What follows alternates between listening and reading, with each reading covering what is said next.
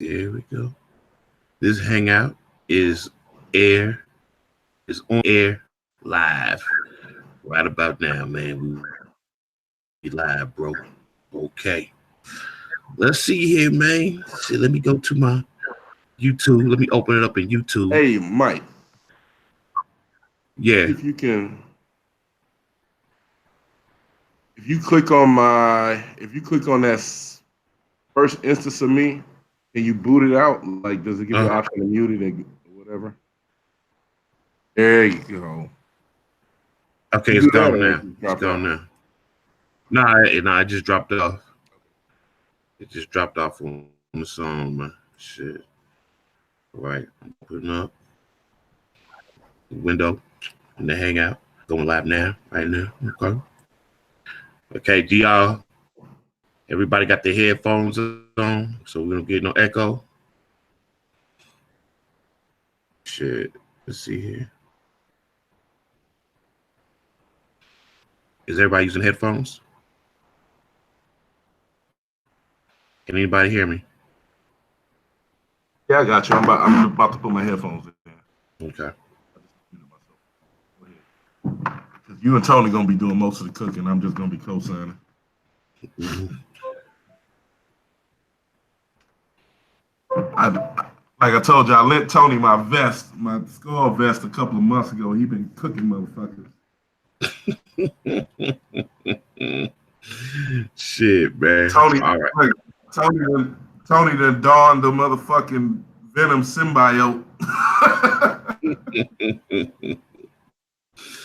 All right, check this out, man. Yeah, this the Fat Mac, the Almighty Triple XL, coming at y'all live and direct. We ain't waiting on nobody to come on up in here. We don't really need no audience, man. This is our actual first real live hangout, man. Shout out to my boy Vector for getting me astute on this, man. We was up all last night after we left the strip club, man. You know what I mean? And basically, what this is, we're gonna be talking about this whole ADOS and reparations argument. Once again, I've been trying to tell my nigga, man, nigga Fuchsias for years that niggas is mentally slow, niggas is retarded, niggas IQs is really low. And he been holding out, man. He has not been wanting to actually believe in this concept. But I've been telling you, man, like, man, niggas cannot follow the logical progression to an argument. You feel me? So I'm just let warn y'all now. This is not gonna be a pretty show. From my standpoint, it probably may not be too scholarly.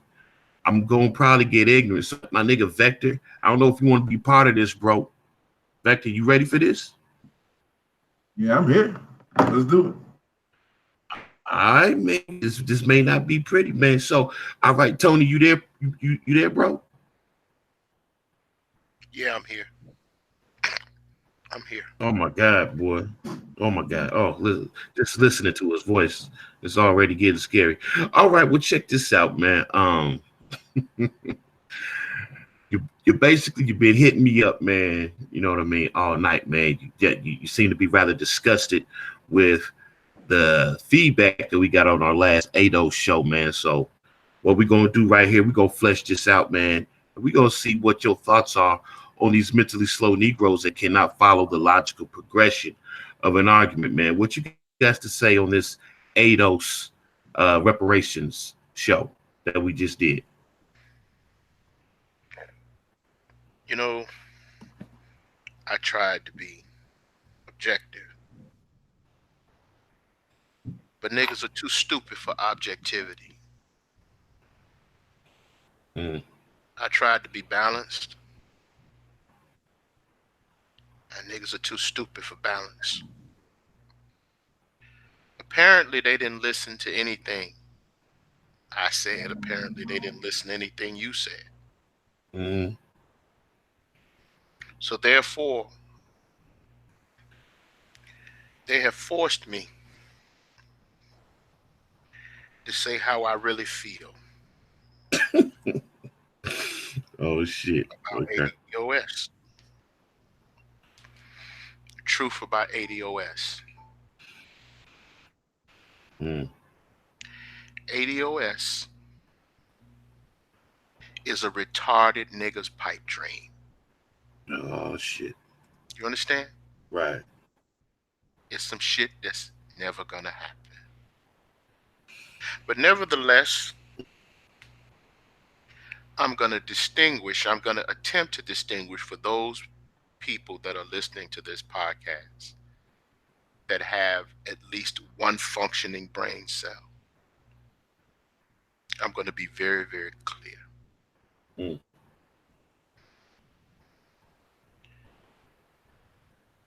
Especially to this nigga Rayshawn Gilbert, who is now blowing up our comment section. He wouldn't be in that bunch that I just called. Mm-hmm. Reparations is absolutely due to African Americans. It is absolutely justified. But if you think that the people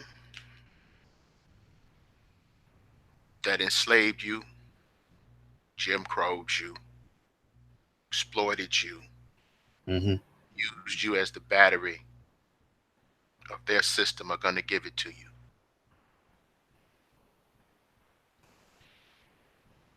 you are slower than William Hung. You are a special brand of retarded if you think these people are going to give you that. You might say, why do I say that? They don't even want to give white people, their own people, they don't even want to give their own people a livable wage, a living wage for Mm-hmm. work that they did 10 years ago. Do you honestly think they're going to give reparations?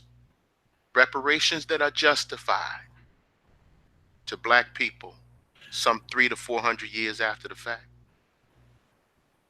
Do you really believe that? I didn't say it wasn't justified. I said that shit is not going to happen. Killer Mike said these words. He said they didn't want to give white people, they didn't want to give them decent working conditions. I would be a fool to sit here and wait for them to give me reparations. I'm going to get mine. That's Killer Mike. Mm-hmm. But niggas don't care anything about logic because we're emotional. And that's one of the reasons why we're so fucked up. It's one of the reasons why we're so fucked up. Because we got a bunch of retarded ass niggas, flea bitten mongrel horde, low grade, retro, recalcitrant, intelligent ass niggas on this timeline that are talking about shit that we didn't even say. Oh man, are you convinced now, Magnus? Are I'm you convinced convinced now? all hope is lost. Uh-huh. Hey man, But we sitting there. Go the ahead. real deal is, I wouldn't follow Yvette Carnell to the fucking toilet. Oh, definitely. Do you Co-sign understand that. me? I Wow. would not follow Yvette Carnell if she was showing me to the toilet. Mm. After Yvette Carnell sneak dissed Minister Louis Farrakhan and spit venom on him, Mm-hmm. and then wouldn't even speak to the most popular NOI social media personality there is, Ben X. She spit on him too. She called Malcolm X a chauvinist. And she's not only Malcolm X, she said that the leadership under Elijah Muhammad, Malcolm X, and Garvey was patriarchal and chauvinist, and they tend to talk down to black people. It was interesting that bitch said that while talking down to black people, Mm. Okay. talking down to the very people that she claimed had been talked down to by them. And then she turned around and shitted on the only man that paid her a decent wage to be a fucking blogger.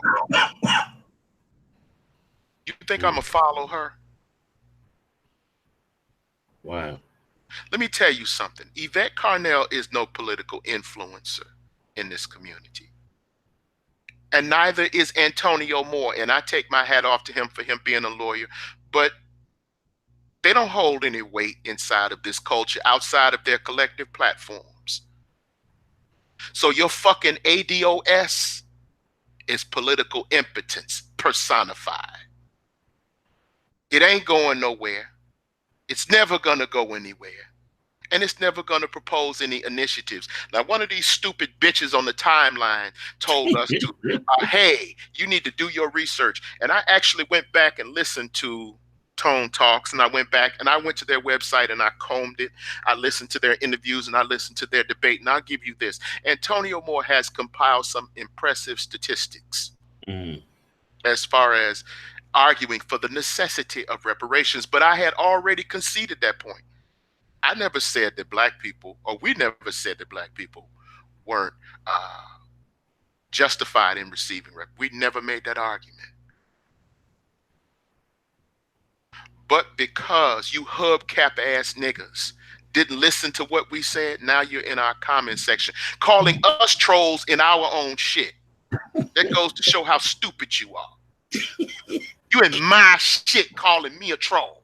You are the trespasser, nigga. You are the transgressor, but you in my shit calling me a troll. Talking about we're the reason you're not going anywhere. No, you're the reason you're not going anywhere. Tony, I got a question for you. Yes. So are you telling me that the ADOS movement is directly about reparations, or is reparations just one of reparations is one of their key tenets? The only reason I'm talking about reparations is because that's what they jumped on in this timeline. Okay, because Mac and I were discussing, are we having two different arguments? Is because it was my impression that ADOS was a political, racial and social category, and ADOS and reparations was just one of their talking points, but it's actually two separate arguments. And you agree? They have an argument for reparations. That's what I'm addressing. I'm addressing the clowns in my comment section. That's what I'm addressing. So are you saying the ADOS classification is not necessary, or do you think it's necessary? I'm saying that you can have two things at the same time. Gotcha. In American descendant of slaves, it's not mutually exclusive. You can have both. Gotcha. My argument is the practicality of their fucking positions. That's my argument. You can have a category or racial classification of Africans in North America, but let me ask you this question. Excuse me, slaves in North America. What about the ones in South America? That's the Americas too, right? That's my opinion, but right. If you listen to what about that the ones in Central America? That's America too, right? Right? Yep. Okay, that's the Americas, but they're talking about North America. They're not talking about the West Indies. They're not talking about, and arguably it is the West Indies. It is the West Indian Africans that have made the greatest contribution to the concept of African independence of everybody in the diaspora. But political classification notwithstanding, I understand they have a multitude of issues. Their multitude of issues is shaped around one central theme, as I understand it. Now, if you have a different understanding, you're free, please tell me that. But from what I understand, they are arguing that there should be some specific remedies allocated to Africans here in North America. Excuse me, they don't even use the word Africans. I'm sorry. To American descendants of slaves here in North America. That is their position. Mm-hmm. And what I'm saying is that there's a difference between theory and practice. What they want are laws specified for Black people here in North America. I looked at the 13th Amendment. Look at the 13th Amendment. The word black does not appear in the 13th Amendment. The word black does not appear in the 14th Amendment. As far as I know, it says persons. The word black does not appear in the 15th Amendment. As far as I know. Ever since they've written these laws have always been vague. They've never been tailored toward one specific person. On the whole, there may be certain notable exceptions. I haven't seen them, but they have never written anything to say that if they wrote them in favor of white people. Let me say it that way. If they wrote them to the detriment of black people, and the only time they described the color, it was white people. So how can you now ask them to do something that they've never done?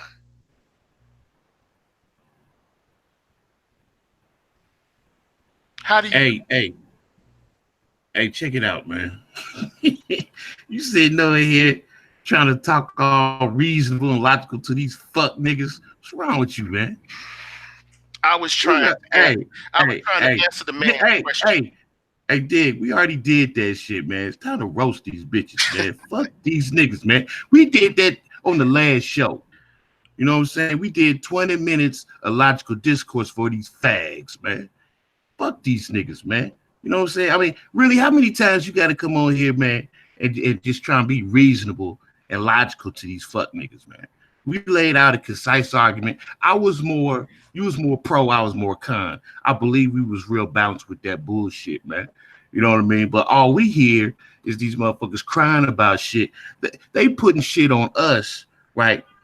We basically telling them this is what white folks think and this is what white folks gonna do. Yes. You know what I'm saying? But they mad at us because we telling them what white folks think and what white folks gonna do. So how can you have a nation of people that's so-called ready for reparations, ready to get that money to do something logical and concise with it when they can't even follow the logical conclusion to a goddamn argument on fucking YouTube, nigga? How's gonna happen? Well, Mac, let me interject here, and Tony, correct me if I'm wrong, but isn't CARICOM, the Caribbean Association, didn't they already have a movement similar to ADOS to give themselves a political title for Caribbeans who were descendants of slaves? Didn't they already do this about 10, 15 years ago? And all of them, every group has done that. Even when the Latins come to this country, they do it. Right. When everybody does that, and CARICOM also has tried a reparations commission, which has not failed. But these dumb niggas who want to be ADOS haven't even reached out to the other groups. They're not going to reach out to them. That's the whole point. They're not concerned with them. That's the whole fucking point. It is a complete devolution. It is severely fucking retarded because it's a complete devolution of the history. But Tony, yes. Don't these niggas know that the transatlantic slave trade, that what is now known as the United States of America, was the last stop? No, they don't know. You giving them too much credit. No, they don't know.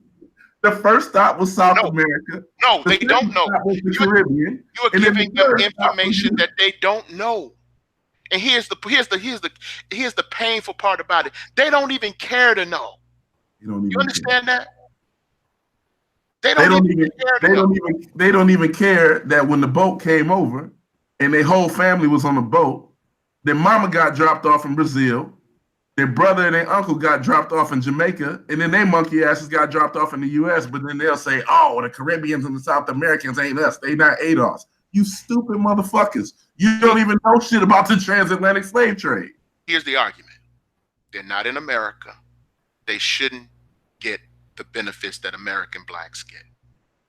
That's ADOS, and that's ADOS in its totality. No matter how they try to extrapolate, no matter how they try to pontificate and proselytize, what they're saying is that these crumbs here in America, what they're giving you, and I haven't even gotten to that yet, is strictly for American blacks and fuck everybody else. That's what they're saying. That's basically, they're not even talking about their history. They're not even thinking about, you go on that timeline, you go to that comment section, and not one motherfucker bothered to point out what you just said. Not one. Not one. This is what happens when you look at a proliferation of hidden color videos. This is what happens when you become a hidden color scholar. This is what happens when you take your cue from one source.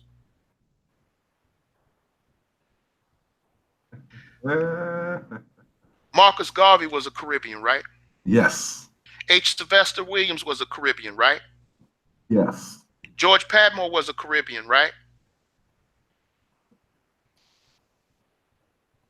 Yep. That would be a yes.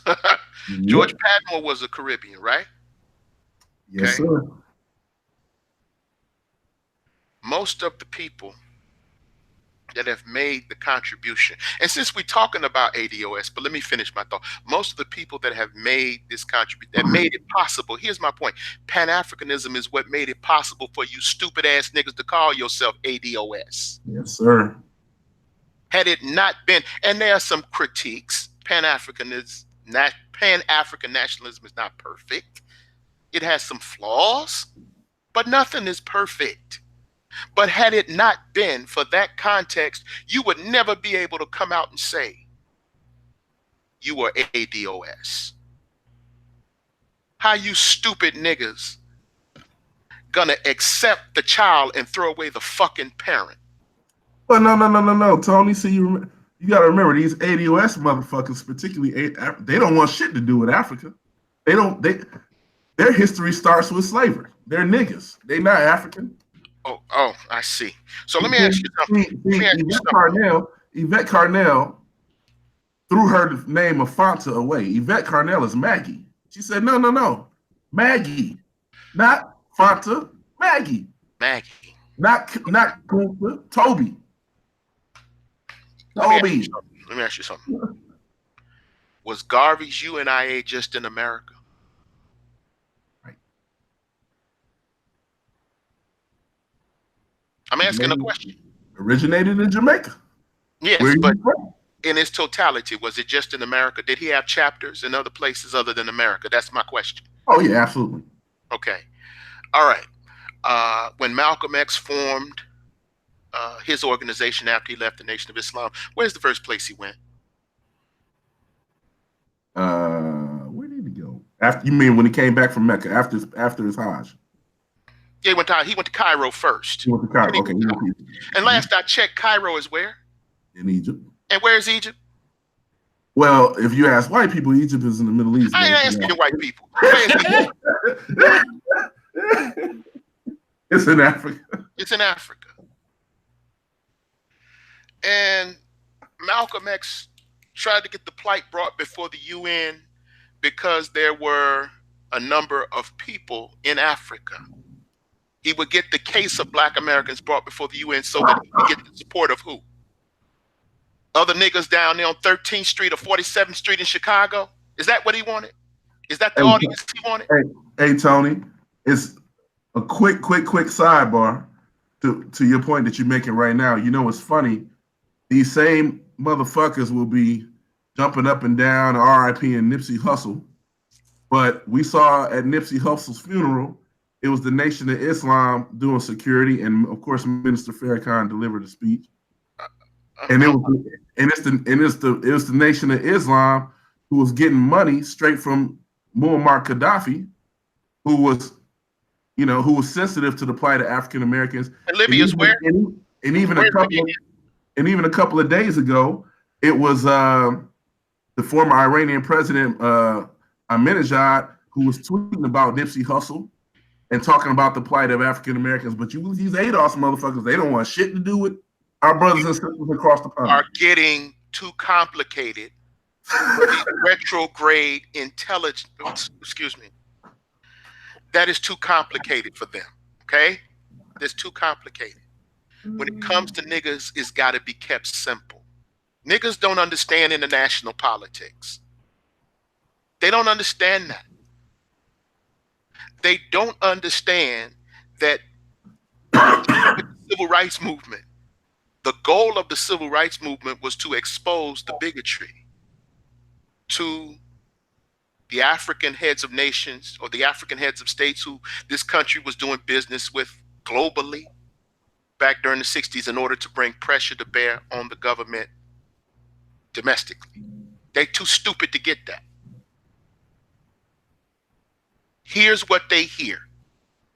Here's what they hear. No Mexicans, no African immigrants, nobody from the Caribbeans. The Africans look down on us, and some of them do. The Africans don't like us. They think they're better than. That's the whole. This is a hurt feelings. These niggas are in their fifis. They're in their feelings over some shit that some random niggas that's blacker than them did to them at some point in their life, in college or out here somewhere on the streets. You're asking people to engage in a type of foresight that they're without. All of these niggas belong in special education. Every last one of them. And I'd be willing to bet you most of them came from special education. You understand? You're connecting dots that they ain't even trying to pay attention to. But Tony, don't they know what the word reparations mean? What the root of the word is? To repair. No, they don't. All they know is they got some money coming. Jeez. They don't. They don't. You giving them too much credit. You're making the mistake I made. I gave them too much fucking credit. I'm not making that mistake anymore. I'm not making that mistake anymore. Reparations, the cause that created the necessity for reparations was a global Holocaust. Not one that simply occurred in America, but these niggas are tripping over a location, a locality. Correct. Geography. They're arguing geography. They're arguing geography. Every movement that we've had has been global. That was my whole point in mentioning, asking all those questions. But even that's a fucking waste of time. Every movement we've had has been global. Every single one. You cannot, and the one motherfucker that tailored an organization to deal with American blacks is the very man that Yvette Carnell shitted on Boyce Watkins' podcast. Correct. Like, the motherfucker that was ADOS is the nigga she shitted on. Elijah Muhammad and the Nation of Islam. She shitted on the real American descendants of slaves. That's the very person. Mecca didn't like him. And though a lot of African countries had a certain degree of admiration for Elijah Muhammad wasn't trying to tailor his message towards Africans in Nigeria. He formed a social gospel that had to deal with the people here, American descendants of slaves. As a matter of fact, that's what he called the 22 million so-called Negroes in America. It was exclusively his theology, his philosophy was suited exclusively for Americans here, not anywhere else. And that bitch shitted on him on her podcast. And you think I'm gonna follow her and her retards on their platform? You think I'm gonna listen to that? I know what you're saying. It's a political classification. Yes, it is more nuanced, but the way they're carrying it out. Oh, it's ridiculous. It's ridiculous. You know, I was talking to Mac about it last night, and I said, you know, I believe there is a necessity for the classification just because, you know, of course, in my dealings, living in Africa, and then looking at a lot of the African immigrants here and how they formulate pockets, they don't integrate with us, and they vote differently than we do, even though they take our classification. For instance, specifically dealing with East Africans, you know, a lot of the Somalis and the Ethiopians and the Eritreans, a lot of the Muslim-based countries in Africa, their political stances when they come to the United States are much different than ours. But at the same time, I don't marry the two. The ADOS classification to me is not directly married to reparations because, in my opinion, reparations without recognizing that Africa, particularly West Africa, was heavily impacted by the transatlantic slave trade. So now you know how retarded their platform is. As well as the fact that reparations are a vehicle of the United Nations, not the U.S. government. And when it comes to the transatlantic slave trade, you've got Britain, what is now the United States. The United States didn't even exist when the slave trade happened. You have to go to the UK, you have to go to Spain, and you have to go to the Portuguese. By doing all of that, you have to go to the United Nations to even get reparations. So what are these niggas talking about? How are you going to exclude everybody else in the world when the transatlantic slave trade literally affected 75% of the entire world? It affected the whole rest of the world. Before you go on, I repeat my question. Do you see how stupid that shit is? It's absolutely retarded. It's absolutely retarded. How can you repair? The word reparations, the root of it is repair. So when you see, if I was Donald Trump, I would look at these reparation motherfuckers, these ADOS motherfuckers, and say, you know what? I'll give you reparations right now. Because if you got somebody like Yvette Carnell who gets on here and says, no, I'm Maggie, I'm not Fanta. Okay, and I'll say, okay, so you're saying your history starts with slavery. Cool. Let's calculate the reparations from slavery. Let me repair you let me set you back to factory settings. That's what repairing is, right? So if your factory setting was nigga in the United States, okay, well, you didn't have any rights. So what did we take from you since slavery? Oh, okay, well, when slavery ended, we had Jim Crow. So let's see, let's calculate this. Okay, I'll give you Black Wall Street. I'll give you Tulsa. I'll give you Rosewood. Yeah, we fucked you over in Rosewood. I'll give you a couple of other civil rights era things. Okay, we'll calculate that money up. We'll look at the Gullah Geechee. Okay, we took some land from South Carolina. Okay, add that. Okay, we'll give you this little bit of money. That ain't shit. The history from what Black Americans lost from slavery, if you want to talk repairing, does not have any historical reference because when you first came here to the United States, you were a piece of chattel. You weren't a person. So if they want to repair you to there, that's short fucking money. If you're not connecting to your African roots, where you had nations, governments that need to be repaired. The reparations is not only for the descendants of slaves here, but it's also for our ancestors, our real ancestry that goes all the way back to Africa. That's why the UK has to be involved. That's why Spain has to be involved. That's why the Portuguese have to be involved. That's why the United States have to be involved. And if you want to repair African descendants of slaves, you have to have programs, either programs or just like the state of Israel who gets reparations, you're going to have to go to somewhere unoccupied, carve out an entire new piece of land and set up a new nation and provide reparations to them. Because reparations are given to governments and niggas are not a people. Niggas are Americans. So how is America going to give reparations to other Americans if that's what you're going to classify yourself as? If you're American, shut the fuck up, take your affirmative action and all of the other programs that are reparations for ADOS that are already in place. Or am I tripping? Hey, you's a self-hating ass nigga, man. No. I know where I came from. My roots are in East Nigeria. I am ADOS, but my ancestry goes back to Africa. If you hear Yvette Carnell tell it, nigga, you was born, you evolved in fucking Alabama from a fucking alligator or some shit. Hey, this was killing me though, man. We wasn't even really speaking too hard on ADOS on that video we did, man. It was more so about reparations, man. And these niggas, they just took it all the way left. I'm like, nigga, we ain't even talking about, because I personally don't give a shit about no ADOS, whatever.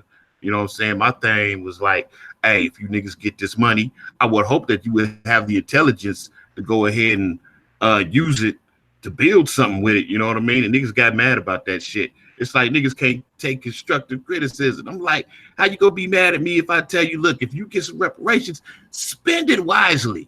These niggas got mad about that shit. I was like, man, these niggas, these some hoe ass niggas on here, man. I'm trying to tell you, I ain't here to get all highfalutin and all scholarly with these niggas. Fuck them. You know what I'm saying? I ain't got time for that shit, man. They've already shown that they can't handle that shit. But Mac, these What? niggas don't even understand macroeconomics. You can tell none of these motherfuckers been to college because they never took an economics class. No shit. They don't understand. They don't understand any concepts of inflation. You know why? You know why reparations work for other nations that get reparations? Is because they have their own land, and when they have their own land and they have their own currency, it cannot be devalued by the U.S. dollar. You can't devalue land.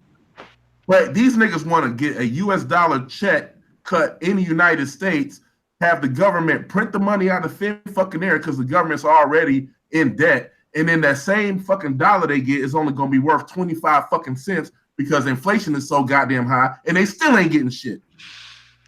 I'm sorry, Tony. I'm sorry, Tony. You just lost the whole. They're not following that. You understand? Hey, y'all some self-hating coons. I'm sorry, Tony. My bad, Tony. I'm a coon. I'm a coon. Let me read to you this comment here. Let me read to you. This was put up in the last half hour. This is an AD. This lets you know this is an ADOS support. Here's what he said. They let illegal aliens. Trump promised border wall now, news conference to tell American people they can't do anything. Send them to sanctuary cities, military setting up in every state, every race wearing military colors. This country already finished, but we got a deal. Dumbass bastards like y'all. I'm sitting up here reading the comment of a nigga that can't even spell. Do you think he knows what inflation is? Do you think he can sit there and connect those dots that you just said? Do you think he understands that? This nigga can't even form a complete fucking coherent sentence. All right, check it out. Wait. Okay. You know, for the niggas that's on the slow bus like me, break that down again, man, as far as you talking about the inflation injecting a whole lot of money into a system. Now, what's going to happen if that happens, if a whole lot of brothers and sisters get reparations? What happens? If you put that kind of money, what he's saying is this.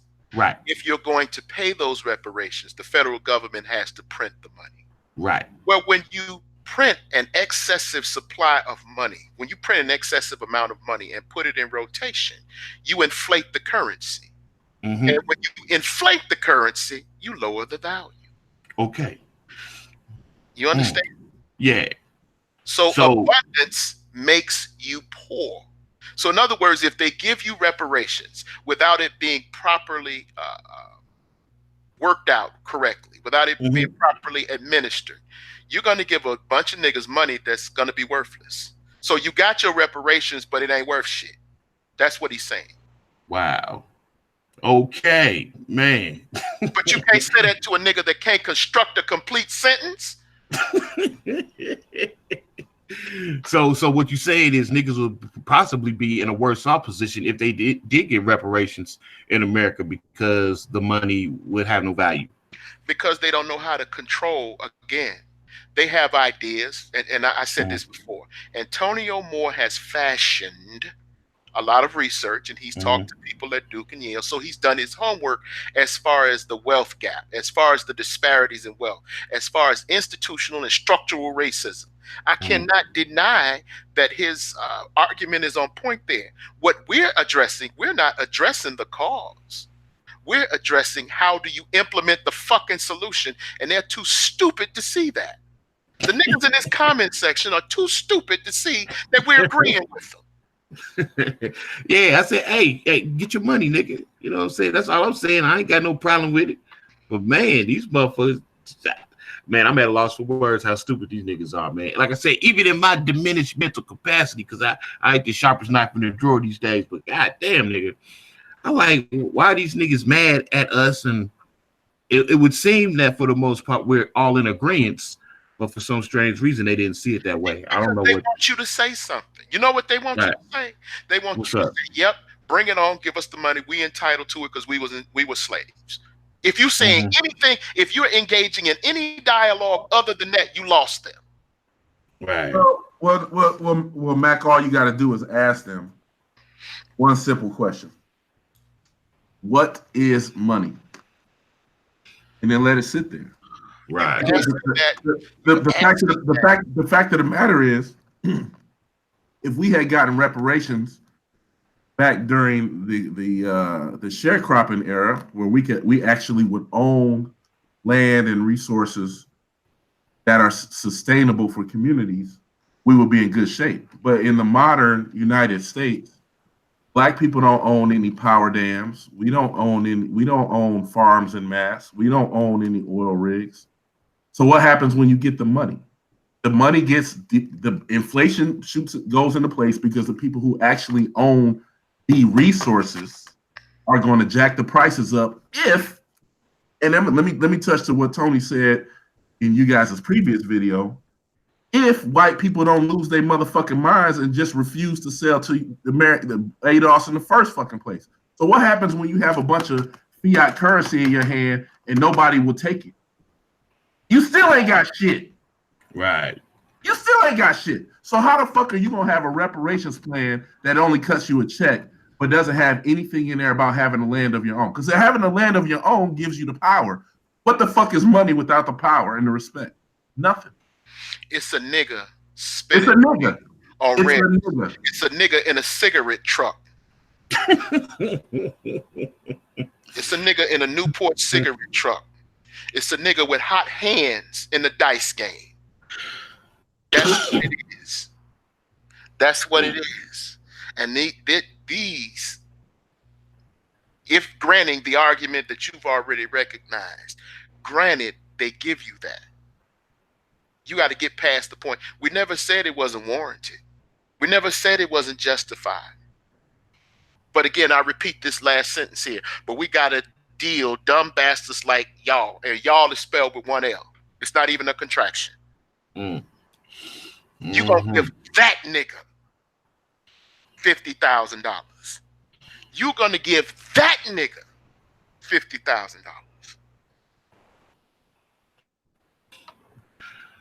I don't know, man. Like I said, I ain't got no problem with these ADOS niggas, man. They can do what the fuck they do. I'm just saying, when you get your money, when you get your bag, spend it responsibly. These niggas went ape shit. How dare you talk about? No, they didn't even really attack it that way, man. They were just talking about y'all cowards. You scared? I'm like, cowards are scared of what? You nigga, what the fuck I'm scared of? Man, there's some bitch ass niggas in that comment section, man. I can't believe how bitchified these niggas are, man. They literally raised by ratchet black bitches, nigga. Mac, these niggas will complain about white supremacy and how they're being discriminated against, but they don't understand politics and global culture. Black people can get a check and they can be sanctioned easily. Motherfuckers will just say, we ain't doing business with you. Look, let's take a look at our brothers and sisters over there in Haiti. They have their own nation. They stood up and fought for the motherfucker and won it. Kicked the French's ass. And what did the French do? They set their navy right out on them waters, blockaded their asses, put sanctions in the United Nations, and Haiti is broke as fuck to this day. But they have their own land and they're surviving. What happens when ADOS gets their quote unquote separation while they still living in the United States? They're gonna be what? Let me tell you, bro. How can as old Sergeant Willie Pete used to say way back in the day? How the fuck are you gonna have a Chinatown without a China? Right. These niggas still want to be. They want to be their own nation within a nation. Get the fuck out of here, man. That shit's not gonna. This shit will never fucking work. All right, check this out. Wait. Okay, check this out. This is what I need to ask y'all. Are y'all pro or con ADOS? I'm pro ADOS. You pro ADOS. Tony, what are you? Am I pro or con ADOS? That's what you asked. Right? That's what I'm asking. Yeah. As a political designation, the title is appropriate. As a policy, the shit is ineffective as fuck. That's what I'm saying. Okay. By definition, I'm an American descendant of slaves. Do you understand? Okay. It's like asking a bitch whose belly is clearly showing, are you pregnant? That's how stupid the argument is to me. Mm-hmm. You can hold on. No, I'm not holding up. No. I'm not holding up. I'm just trying to get clarification. A bitch that's clearly pregnant, is she pregnant? Okay. Yes. She is pregnant. My argument goes to the workability of their solutions.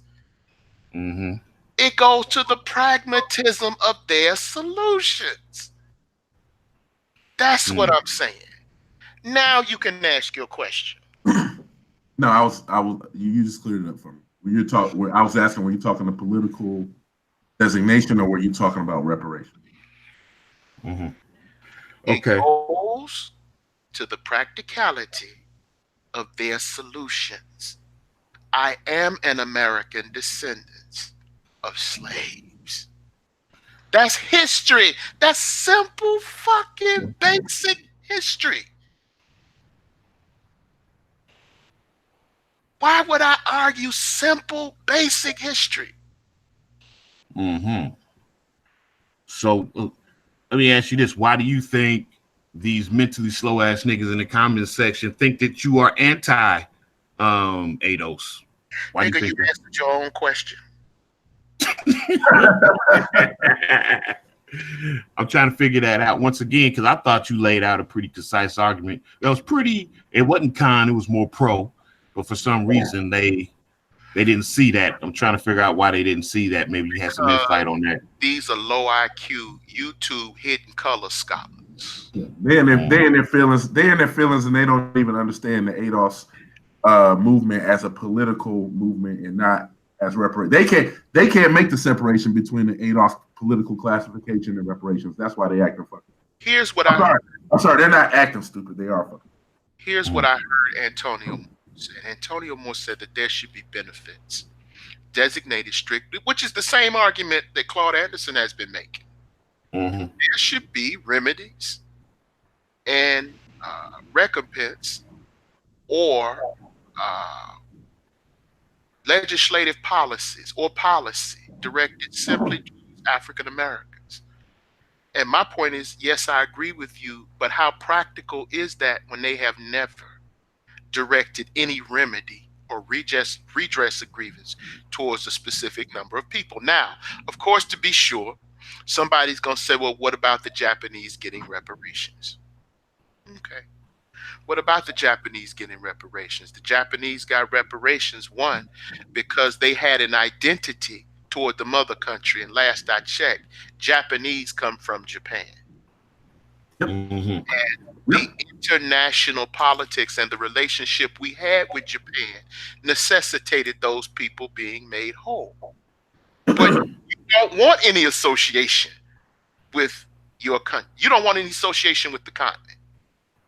You don't want association with the continent. Tony, I got two questions for you. Go ahead. Well, but they're the same question, but we're just talking about two different people. Do the Japanese Americans living in the United States get reparations, or do the Japanese in Japan get reparations? Both. Oh, really? Both. Now, arguably, Japan wasn't rebuilt with Japanese money. It was rebuilt with American money. Right. Here, the Japanese that were put in concentration camps, they got a degree. Arguably, it wasn't what they deserved. But what about Jews? Do Jews that live in Germany get reparations, or does the state of Israel get reparations? I thought it was the state of Israel. I didn't know that they gave any reparations in Germany. I thought it was Israel. So how do American niggas get reparations when they still live in America?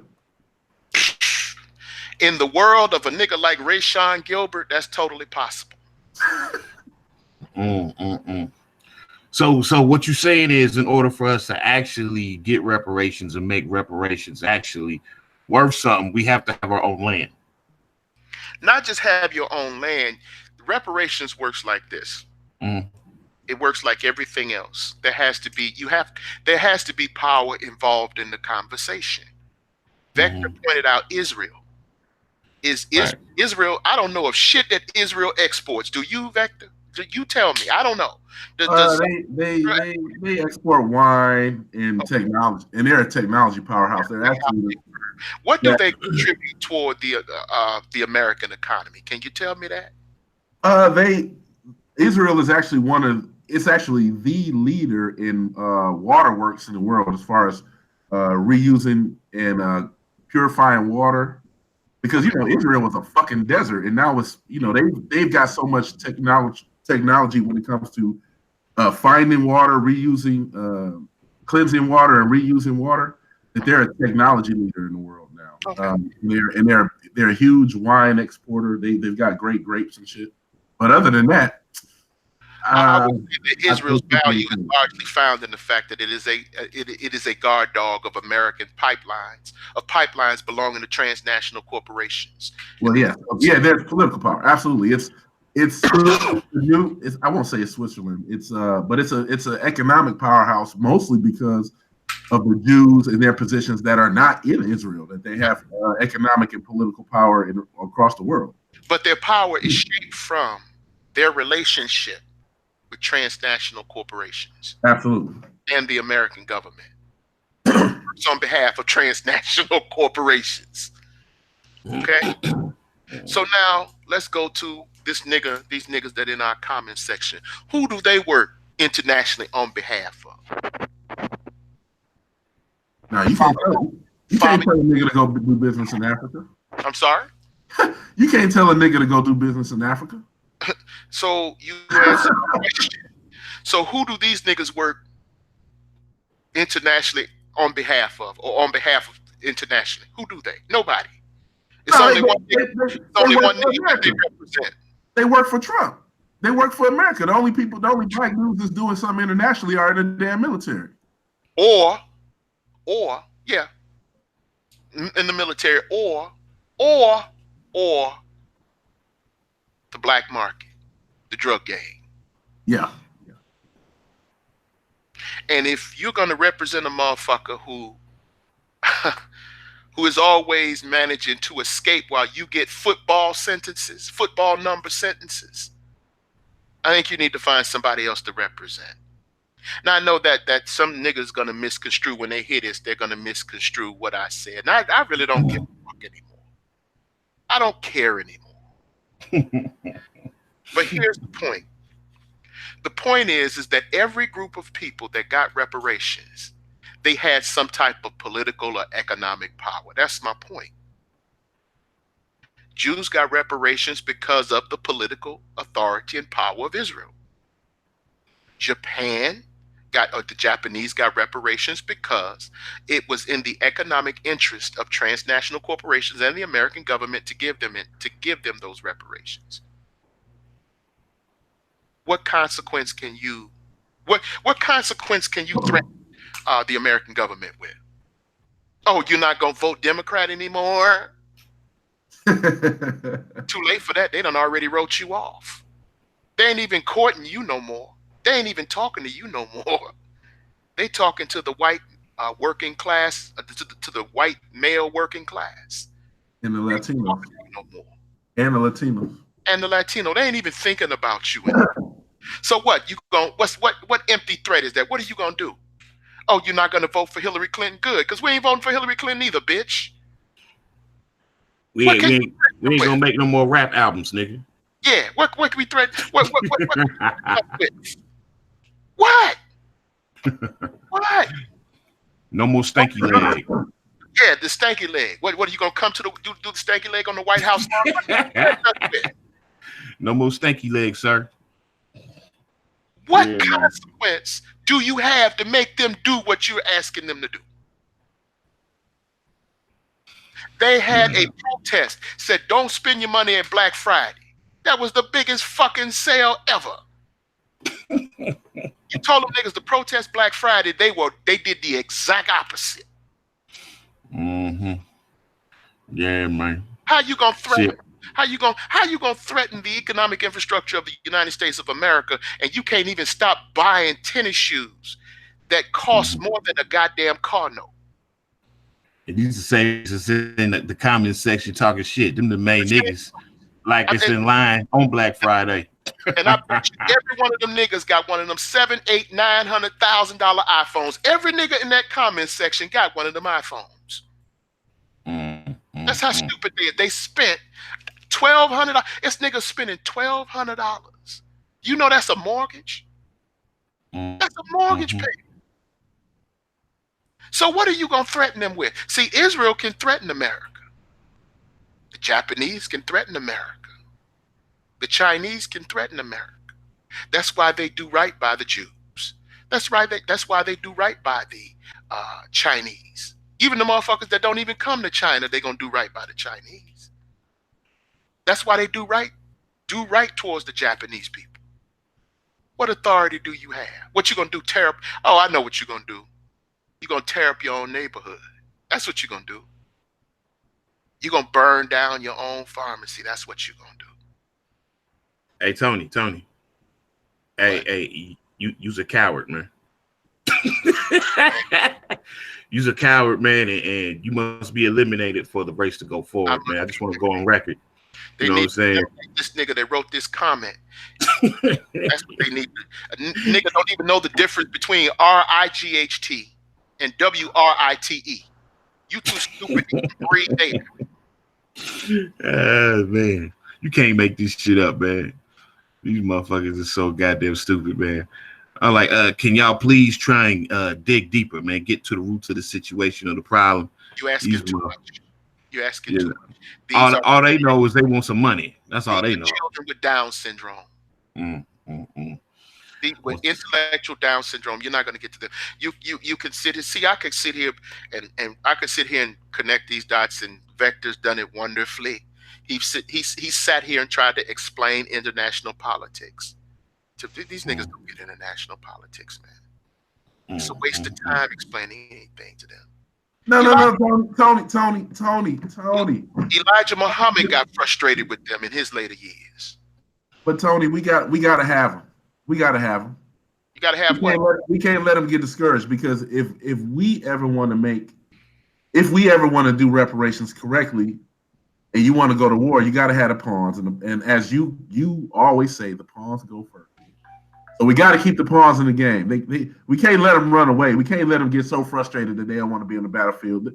Put them out there first to be the meat shield so they can get ate up, and then we can, then when they get tired of killing them niggas off, we can actually come with the real plan.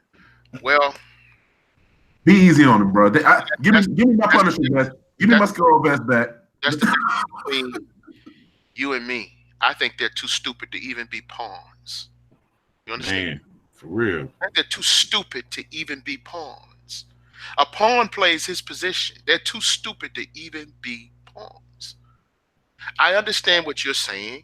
I get it. But you can't do nothing. Vector, go read those comments, man. Just go read those comments, man. Just go read those comments, man. And you know what? In reality, I know you're right. But you want a meaningful challenge? I challenge you to put that motherfucker who put those comments on the chessboard. You want that motherfucker in front of you? Yeah. These motherfuckers, man. I'm thinking to myself, what video did these niggas listen to? What, like, they talking about shit we ain't even talking about on the motherfucker. We get that shit all the time. Here's the thing, though. Yeah. Vector said, they sound like Trump. That's how shocking this ADO. It don't even seem to be about ADOS. It's not Okay. about ADOS. This is Trump's immigration policy, cleverly disguised. Because what they're saying, when I listen to Antonio Moore, I listened to him, and he said the benefits that we've been getting, why should other people come in here and get them? But here's my question. Why haven't we been able to take advantage of them if they were given to us? Why haven't we been able to take advantage of them? And I got an even better question. When they wrote these remedies out, why weren't any of us at the table when they was drafting this legislation? That way Right. we would have at least been able to write ourselves into the fucking legislation, right?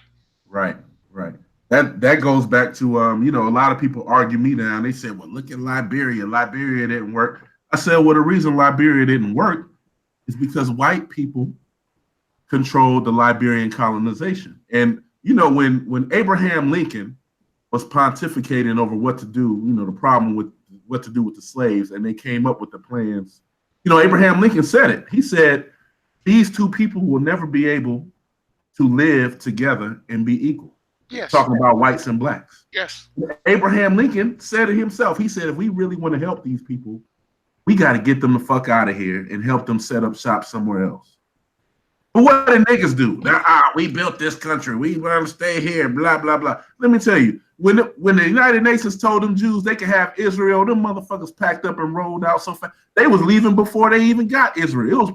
It was Jews in what is now Israel 80, 90 years before the state of Israel was even authorized by the United Nations. But yes. only a nigga wants to stay up on this map. Because look, these niggas don't want to put in no work. If they get reparations, they ain't gonna do shit with the money because they don't want to put their knuckles to the ground. You dealing with niggas who think they gonna fight the system and still keep their lights on. Right. They think they're gonna go out here and wage rebellion against the white man and still come home and take a shower. Mm. They think that they're gonna fight the system and still go to Kroger and go get that big fat turkey leg sitting in the department section, sitting in the goddamn meat department. Tony, they think they're gonna shoot at the white people and then go down to the white man's cousin and buy ammunition from him. Yes. Mm-hmm. This is how stupid. These are the niggas that are in my comment section. In our comment section. They had no concept or clue of revolutionary thought and tactics whatsoever. Because if they had concept or clue, then they would understand that Pan-Africanism and ADOS are not polar opposites. Mm. They would understand that Pan-Africanist ideology and thought is a necessity for ADOS. It is the foreparent of ADOS.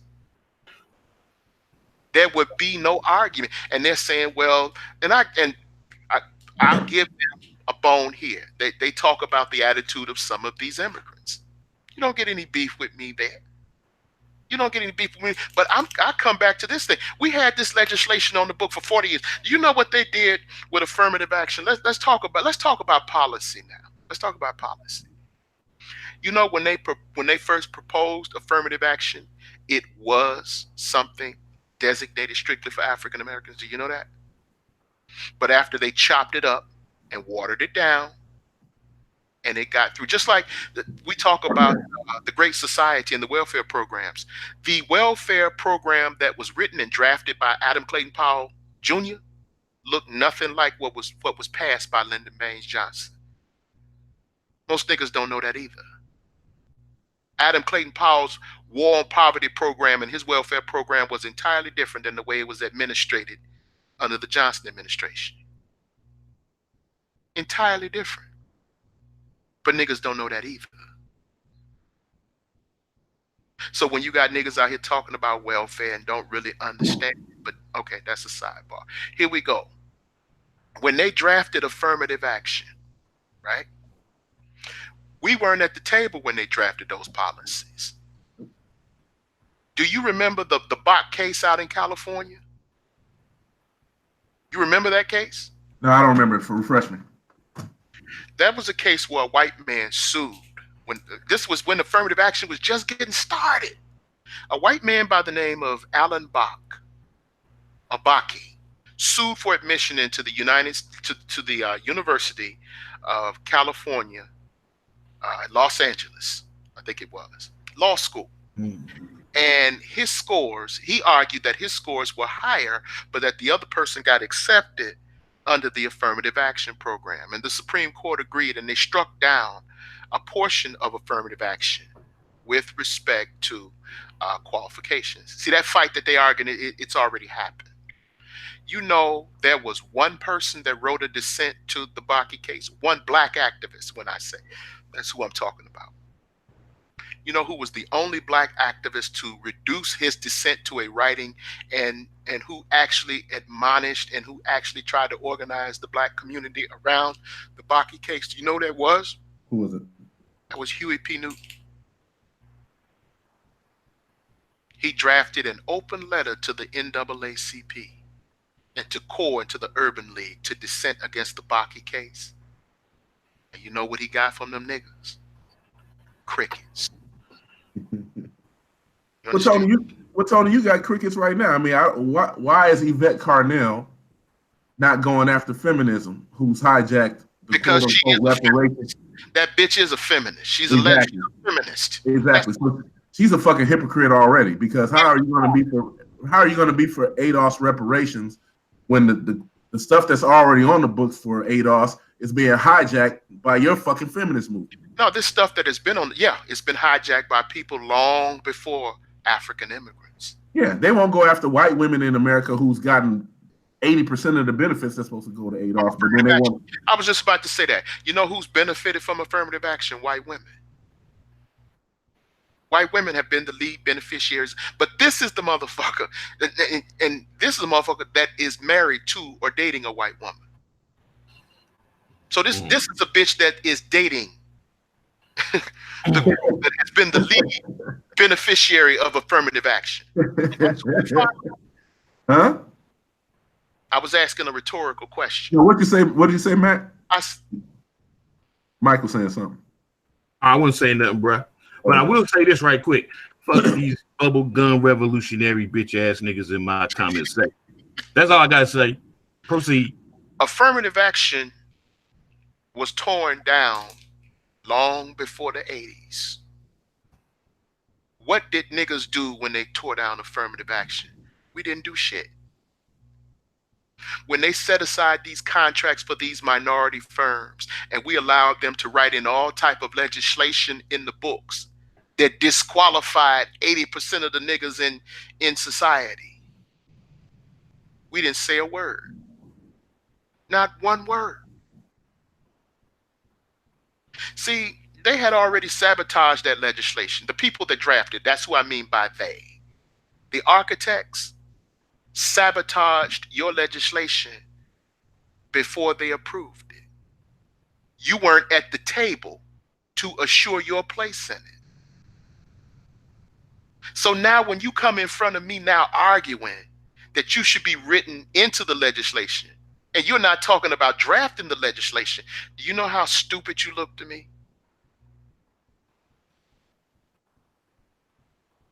Affirmative action was sabotaged due to black lethargy.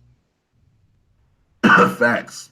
The programs that they set aside for us was sabotaged not only by them, but in our inertia and inactivity and our laziness, we sat back and allowed this present state of affairs.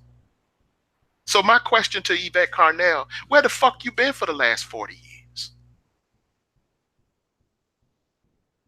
When they put the employment discrimination laws, statutes on the books, you sat back and allowed them to draft into the legal standard a burden shifting dynamic that essentially guts employment discrimination litigation. Here's what I mean.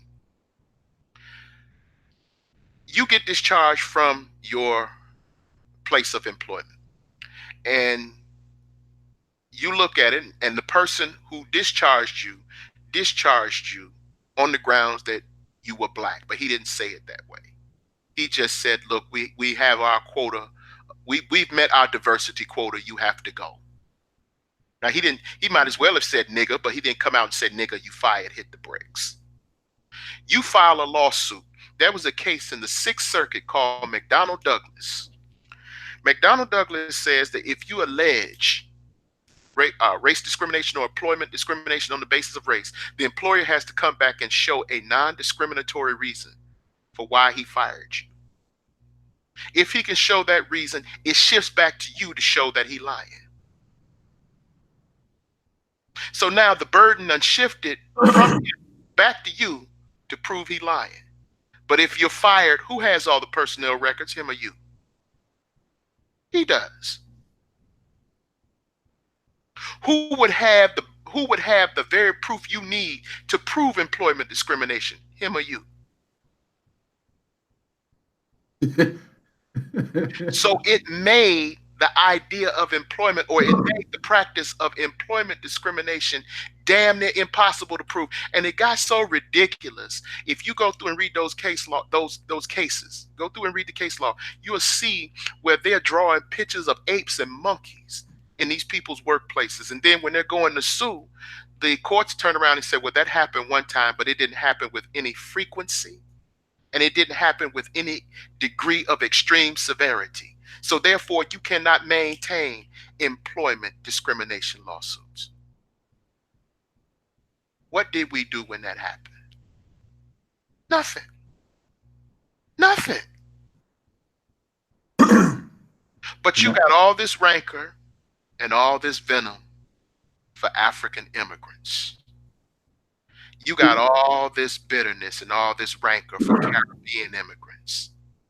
You got all this venom and all this rancor for some damn brown-skinned illegals. You know why, Tony? You don't even get mad at the light-skinned Cubans. Niggas don't even get mad at the Cubans. And the Cubans stole Miami from you. You ain't got no conversation for the Cubans, and they stole Miami from you. You ain't got no conversation for the Italians. And not only did they steal New York from you, they stabbed whatever you may think about him as irrelevant, but they stabbed Al Sharpton in the chest. But yet Tony, today we're quoting The Godfather. Tony, I got a question. Yeah. What's your question? Why well, everything you just pointed out, in my opinion, is they've got this venom against these other groups because these groups are willing to put their knuckles to the ground. So why is it that our people, African descendants of slaves, feel as if their ancestors put in the work, so now we don't have to put in any more work? Because what you said is our lackadaisical attitude is the reason why all of our stuff get hijacked. You know, I sit back and I see, Tony, what do you know about 8A corporate 8A designation and set aside? I'm familiar with set asides, but not that. I'm familiar with certain federal programs, but I'm not familiar with that one. I must confess, I don't know. So the 8A certification is basically, if your company gets certified as a minority group, there are government contracts that are set aside that can only be won by those groups. Okay. And we sat there, you know, again, when you said we didn't draft the legislation, that was one legislation that was put in place for us as minorities. And what did? We sat there and let women-owned and veterans get included into that legislation. So now you go. So what you see these, and I'm talking about what's in my lane. I look at these government contracts that I work on that are set aside for 8A organizations, and it's three things I see. Or even if I just go to an 8A class, you know, they have classes on how to write your application for 8A certification. And you go to these classes, what do you see? You see white women. You see veteran black women, because they're a quote unquote triple minority. They're a woman, they're black, and they're veteran. Yes. And you see immigrants. You see real first and second generation African Americans. You see Latinos there. But where are the ADOS in these 8A classes? Where are the 8A certified ADOS companies? Because when I go over to Africa, when I go to Europe, when I go to South America, and I see the U.S. government having embassy contracts, military contracts, construction contracts that are 8A set aside, I'm not seeing no black people over there doing the work. Or if I do see a black person, you know what they do? You'll see these guys. You know, when I was living in D.C., I met a lot of these guys. You'll see one black guy who went and got certified.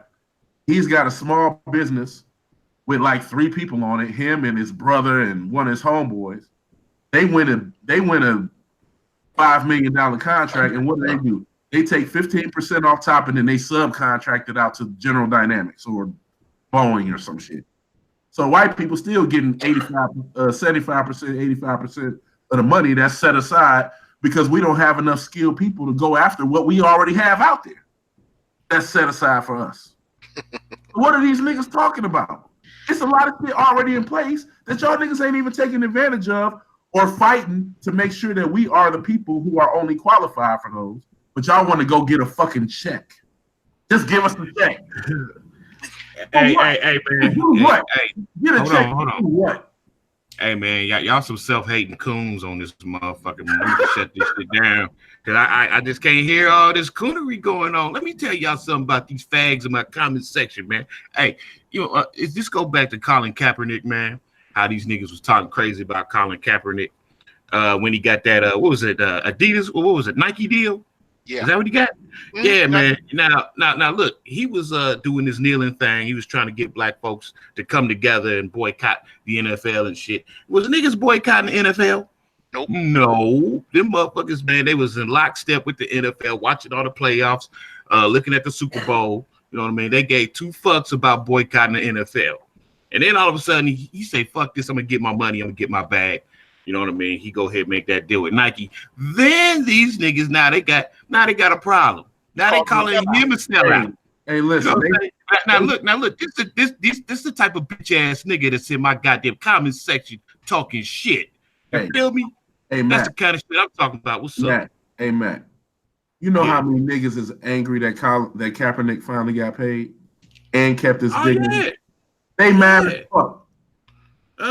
This is the kind of bitch ass nigga that's in the comment section, man. No shit. Real talk, man. I'm sorry to interject that ignorance, man. But yeah, y'all go ahead and proceed. I had a better scenario. See, because I don't care anymore. Niggas are finished. That's what makes me think that ADOS is a front. Mm-hmm. I think that ADOS is a front for Yvette Carnell's personal lifestyle choices. Oh, absolutely. I think that shit is a front for LGBT. Absolutely. I think that's a front for her hardcore leftist ideology. I don't think it is in any way practical. Yvette Carnell is not an influencer, or at the very best, she is a minor influencer in Black American life. Yvette Carnell ain't gonna be able to sway black people away from that voting machine for the Democratic Party. Unfortunately, it's the new Black Lives Matter. It's the new Black Lives Matter. For LGBT. You know, Tony, one of the funniest things. Well, not funny. It wasn't funny. It was actually very sad. But you remember when Hillary Clinton was running for president, and the Black Lives Matter girl ran up on her, said, "Well, we want equal treatment," and then Hillary Clinton said, "Well, where's your legislation?" Yes. She said, "I can't legislate people's feelings. What do you want?" And she couldn't answer the fucking question. Now, I can't get in the room with a fucking candidate for the United States. Motherfuckers are always like, this dude went to go meet with Trump. He's a coon. Like, nigga, that person went because they actually had something to talk about. You niggas don't want to meet with the POTUS because you ain't got shit to talk about. You ain't got no balls. She told them straight up, you better don't have these white politicians. She told them this, don't have these white politicians playing lip service to you and not putting policy on the book. She actually said that to that girl. Hey, but niggas want to vote for Bernie Sanders. After how long he said the reparations. Now he's turning around saying, well, I'm for reparations because he got roasted. Yeah, well, yeah, because see, he was with the firm. He was he actually was in the civil rights movement. His plan, if you're talking about economics, it wasn't, white people weren't going to, it was impractical in that white people were never going to enact that. This country has been too heavily indoctrinated. Yep. When they hear the word socialism, they shut down. even though they have socialism touches their life every day. Every Yep. one of us have some form of socialistic practices. Socialism, there's an old saying that socialism ensures that capitalism works correctly. Yeah. You understand? But his program was actually practical if it could be implemented. But white people were never going to implement it. So therefore, it's impractical in a manner of speaking. You understand? So the point here is, goes back to what the brother was saying. Even if you niggas got it, you were going to fuck it up. And he's right about that. You gave me a scenario. I didn't understand it by the title that you used it. But in Michigan, they have something called, General Motors had something called the Minority Business Enterprise Program. And what it was, they said, well, because black people make up a disproportionate number of people that are on the assembly lines, and because they make up a disproportionate number of people that are buying our products, and because they live here in the state of Michigan, there should be entrepreneurial programs or entrepreneurship programs or entrepreneurial programs to give them a taste of the market. They started this program and they said, well, you got to have a minority, your business has to be designated as a minority owned business. In order to do that, 51% of the shares of your company has to be held by minorities. General Motors will guarantee you a contract. They will guarantee you a contract based on that designation. There was a woman who had a trucking company, the late Minnie Martin. I call her name. Minnie Martin had $100 million contract with General Motors. $100 million contract. That's a license to print money. All her children were largely incompetent. Most of them were spoiled. And one of them was a goddamn crackhead. They gave her shares. When she died, she had a share of $100 million business. You know what that bitch did? She sold it back to General Motors for pennies on the dollar. Crackhead gave it right back to General, sold it back to the people that bought it out. And the person that bought it out was a white dude in Grand Rapids. He bought the company. What he did was this. He took 51%, he took 49% of the shares and divided it up amongst his black and Hispanic and female white employees. The last 2%, he gave it to a black woman who was married and fucking his son. He got the other 49%. So this one man owns 49% of the company. The other 51% is divided up between his employees and his daughter-in-law. So what he did after he got this company was he used this minority company to get the $100 million contract. Then what he turned around and did is he leased the trucks and the equipment from his 100% white-owned company to the minority business enterprise. And in that way, he siphoned off all of the money and the profits from the black company. Minnie Martin been dead for years, 20 years. Her daughter lost, her children long since sold that shit, lost control of it and gave it right back to the white, sold it right back to the very man that's fleecing her mama's company to this day. And do you know she turned around and finally sued this man? Because she got her hands on the shares when one of her sisters died. So she inherited her sister's shares after selling hers. Got herself cleaned up, got sober, and then she tried to go back and sue those people again. And the court threw that shit out. The court threw her case, threw her lawsuit out. And to this day, that white man is still sucking up in excess of $100 million contract that was a set aside to a black woman that's been dead for 30 years. Yep. Now you want to ask me again what I think niggas gonna do with reparations after 400 years? You're a coon, Tony. Yeah, I am. Yeah, I am. You a coon ass nigga, man. You need to get off my platform with that coon talk, sir. You won't be having that nonsense. These motherfuckers lost $100 million contract within one generation. You expect niggas like this in my comment section to keep up with $500 trillion? You expect them to keep up with that? If a nigga can't keep up with $100 million in one generation, you think these niggas gonna keep up with it over 20, 30, or 40? Man, No. the IQs is low, homie. The IQs are beyond low. The IQs are in the fucking cellar. Nah, they're in the basement. Nah, they're lower than that. They're down there with the fossils. These niggas are stupid.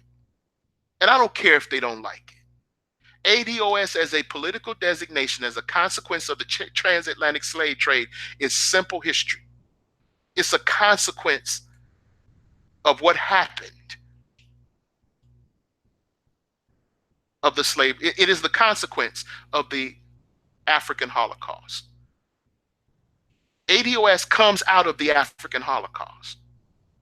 It is part and parcel of the African Holocaust. So how you separate that from the African Holocaust is beyond me.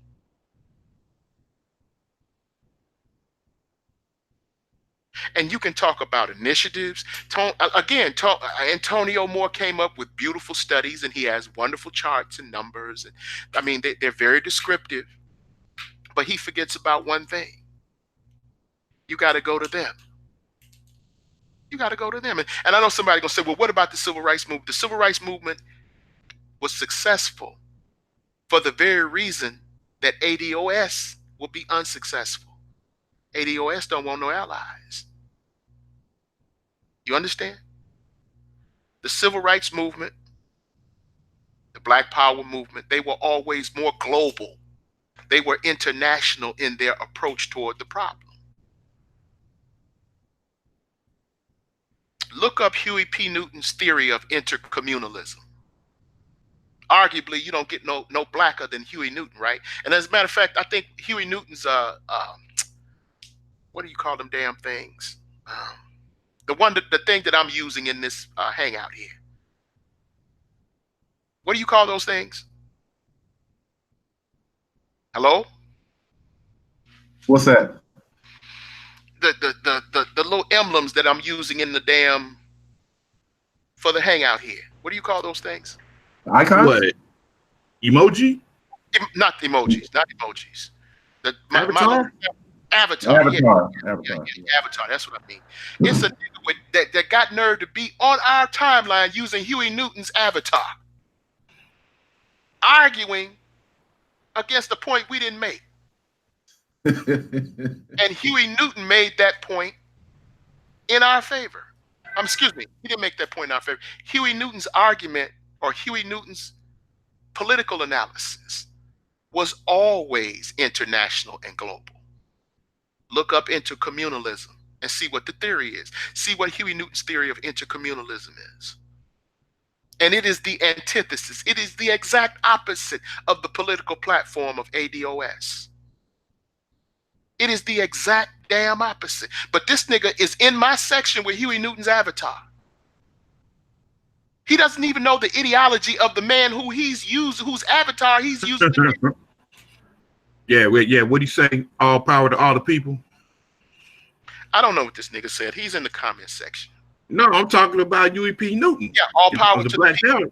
All power. Yeah, all the people. Yeah, all man. the people. You know, but in specific, ADOS is more of a separatist situation, yes, man. It is the black form. It is the black form of the American First Movement. It is a type of black nationalist ideology, a black nationalist, black Isolationist black nationalism. Let me say that. It is a type, it's that type of nationalism that you see from these white people, these American firsters, these people that think that they can live in isolation of other people. And that's sad. That's very sad because ADOS can actually be used uh, politically just as a class. You know how they have when you check off what is it? White, and then it says Hispanic, Latino, non-black, or when there's a Yeah, subcategory. yeah, ADOS, just like Caribbeans, should just be a subcategory of African American. We should still have the African American, yes, the African American yeah, distinguishment, but underneath that, as a subcategory, there need to be African immigrant. There needs yes, to be ADOS. There needs to be Caribbean. yes. But we still are African Americans. Those still are our brothers and sisters, and that's why Yvette Carnell is a piece of shit because we can't. Why separate yourself when you already in the minority? Mac, we talked about this before when it came to the voting block. Motherfuckers always get mad at me when I point this shit out. I say, people are like, oh, we're not gonna vote. We're gonna do this, blah, blah. I'll say, nigga. Black people in the United States make up 13% of the population. At least 1/3 of that are children. So they're not of voting age. So cut that 13% down to let's be generous and give them 10%. Then you cut that 10%, you add in the convicted felons, and you can cut off another 30%. So you're talking about 7% of the total population that actually have voting power. Then we all know that black people don't all think alike. So just for shits and giggles, let's just say all black people who can vote actually thought alike.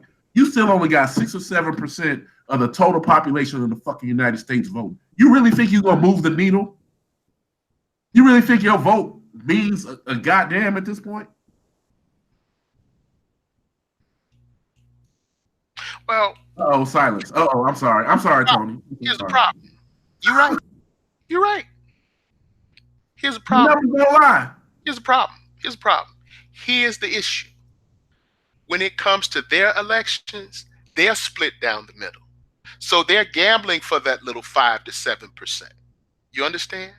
The problem has now become is that even with that 5 to 7%, you still can't deliver an election for the Democratic Party.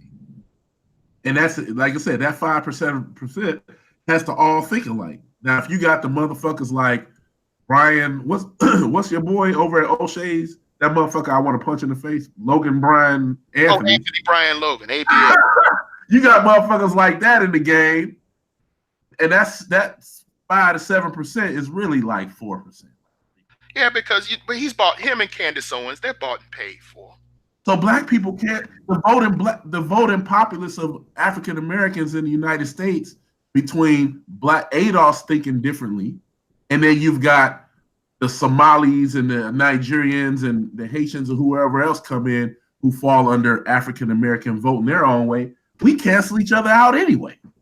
Well, and now you know the basis of the Southern strategy. The very thing Candace Owens said doesn't exist. That's a myth. They came to the understanding a long time ago. They came to the point a long time ago where they said that the black vote was going to be largely null and void. Yep. So what they did, the Republican Party found a way to get around the black vote. And they said, fuck the black vote, let's deal with the white working class. And that would cancel out the black vote. That's why they didn't even bother. That's why the Republican Party doesn't try to make overtures toward the black community. They'll accept those people that are going to come into it, and those black people that leave the Democratic Party due to enlightened liberal racism that is prevalent in the Democratic Party. This type of paternalism that keeps niggas, that power tricks niggas and keeps them on their knees. A lot of people say, well, let me go over here to the Republican Party, but the Republican Party is no solution for Black America either.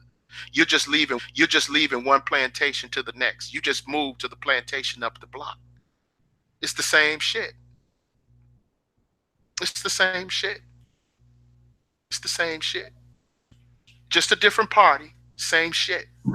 And what's funny is, the Yvette Carnell ADOS type of people want to exclude Africans, which is funny because they're under the same attacks we are. We've got that congresswoman, the Somali congresswoman up there, where's she, in Minnesota, that came out and said we giving too much money to Israel in our budget, and they jumped all up in her ass. Yeah. They still trying to get her up out of there. Yeah. So those people are going through the same stuff we are, but we want to separate from them and just further cancel out our political party. I reiterate my initial position. Do you see how stupid ADS's platform is? That brings me back to where I came in. Do you see how stupid this shit sounds? It is a regression. It is a regressive form of black politics. It is the complete opposite of everything that has gotten us to where we are. Garvey's perspective was international. Martin Luther King's perspective. Malcolm X said when he went to Africa and he laid down his position, do you know what the Africans asked him? What does Martin Luther King stand with you on this issue? You understand? So my point is that King's impact and his perspective was international. Everybody that moved any type of legislation, whether it be Huey P. Newton, whether it be Martin Luther King Jr., whether it be Malcolm X, whether it be Marcus Garvey, whether it be Bishop Henry McNeil Turner, whether it be H. Sylvester Williams, whether it be George Padmore, whether it be Eric Williams, whether it be Walter Rodney, all of these people had a international or global perspective of the problem that said, in essence, that you do not, although Africans express their Africanity as a result of where they were dropped off during the transatlantic slave trade, this is one group of people in a huge diaspora. And it doesn't make military sense. It doesn't make economic sense. It doesn't make political sense to separate these groups of people.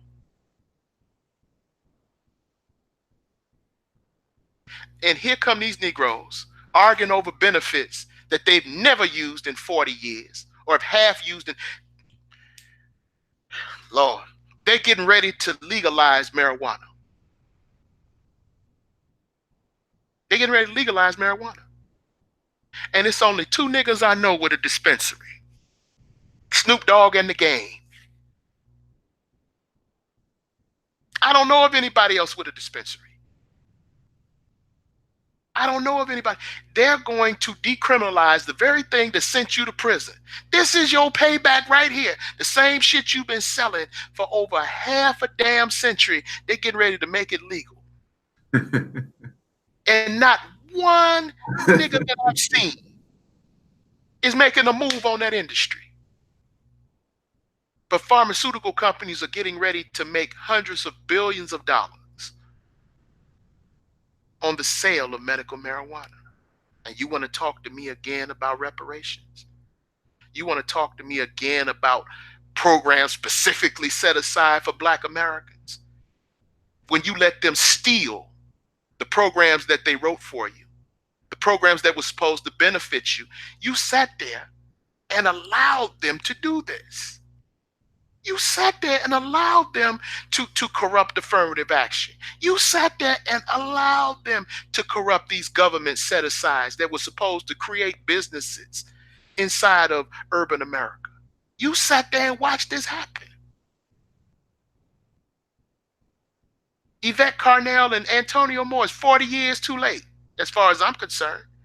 The political designation sticks. It is what it is. But their solutions, I'm sorry. Hey, Tony. Let me ask you a question. Do you think that Donald Trump is going to sign a reparations bill? It depends on how it comes across the table. Do you think Donald Trump is going to sign a reparations bill? Hey man, the devil is always in the details, Tony. It's just like you said with the affirmative action. How it was originally, how it was written. Detail. You think Donald Trump is going to sign a damn reparations bill that explicitly said when his voting base? Oh no, not at all. Voting base. You think he's gonna sign anything relegated to black? Look at his fucking voting base. Hell no. You actually think, and he's gonna win another term? I don't see anybody beating him. I don't see anybody beating him at this point. So, do you think that man, Kanye West, went up there? What did he say? He said, "Hey, let's have these factories for the inner cities." He went up there and talked about green technology, and niggas called him a coon. Maybe he wasn't the most diplomatic.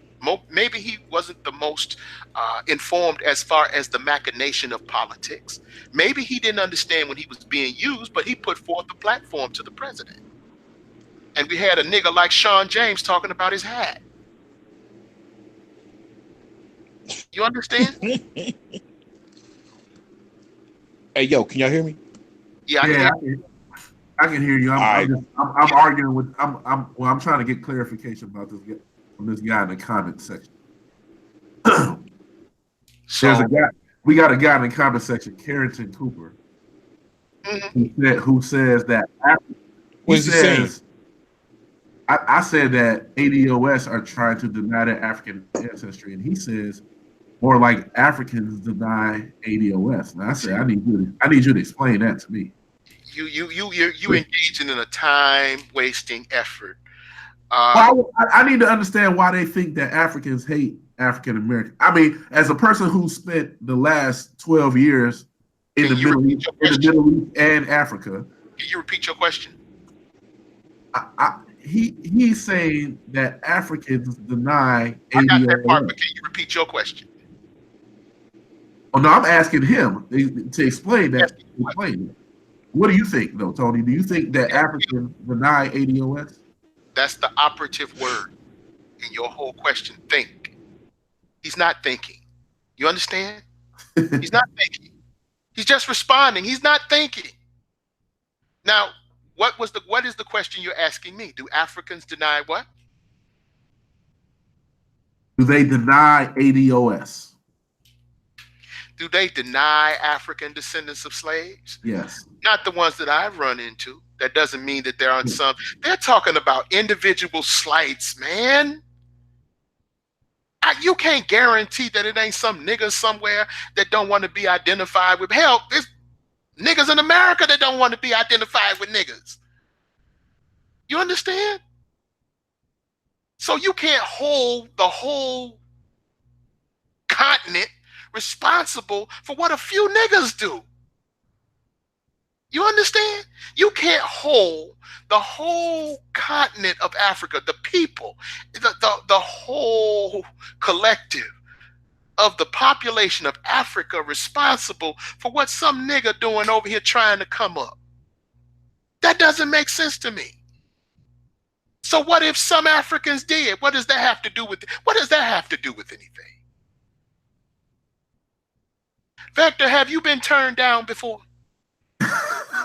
In any capacity, of course. I'm talking about with the bitches now. Has a bitch turned you down before? Yes. Has more than one bitch turned you down before? Yes. Has more than 10 bitches turned you down before? Yes. Are you still fucking? Absolutely. You don't stop fucking just because 10 bitches turned you down, do you? Nah. Yeah, they ain't their feelings, man. I don't.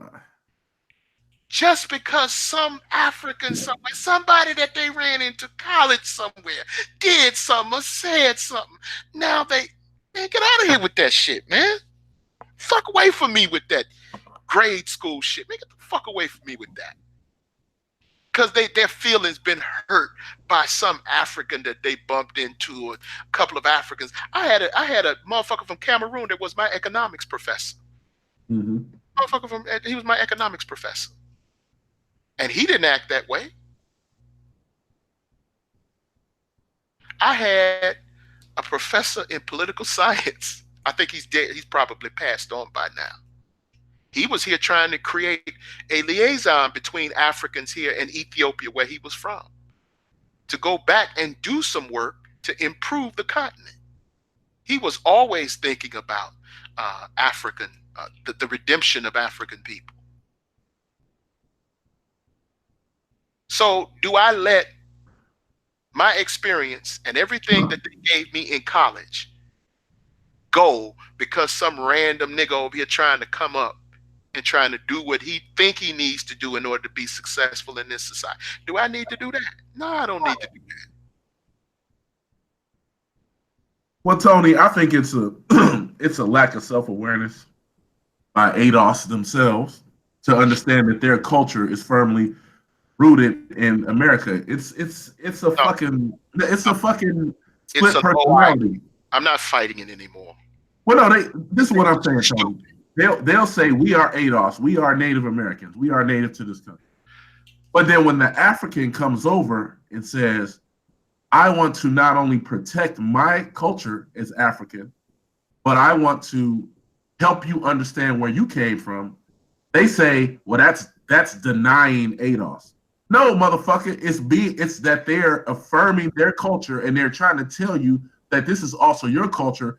And then in one breath, you're saying you're denying me as ADOS, but at the same time, you're saying white people and white culture is aggressive and violent against us. It's like, motherfucker, you were born in the fires of white culture, but you don't want to recognize that you're fighting against your fucking self. And then you'll say, well, Africans deny ADOS. You stupid motherfucker.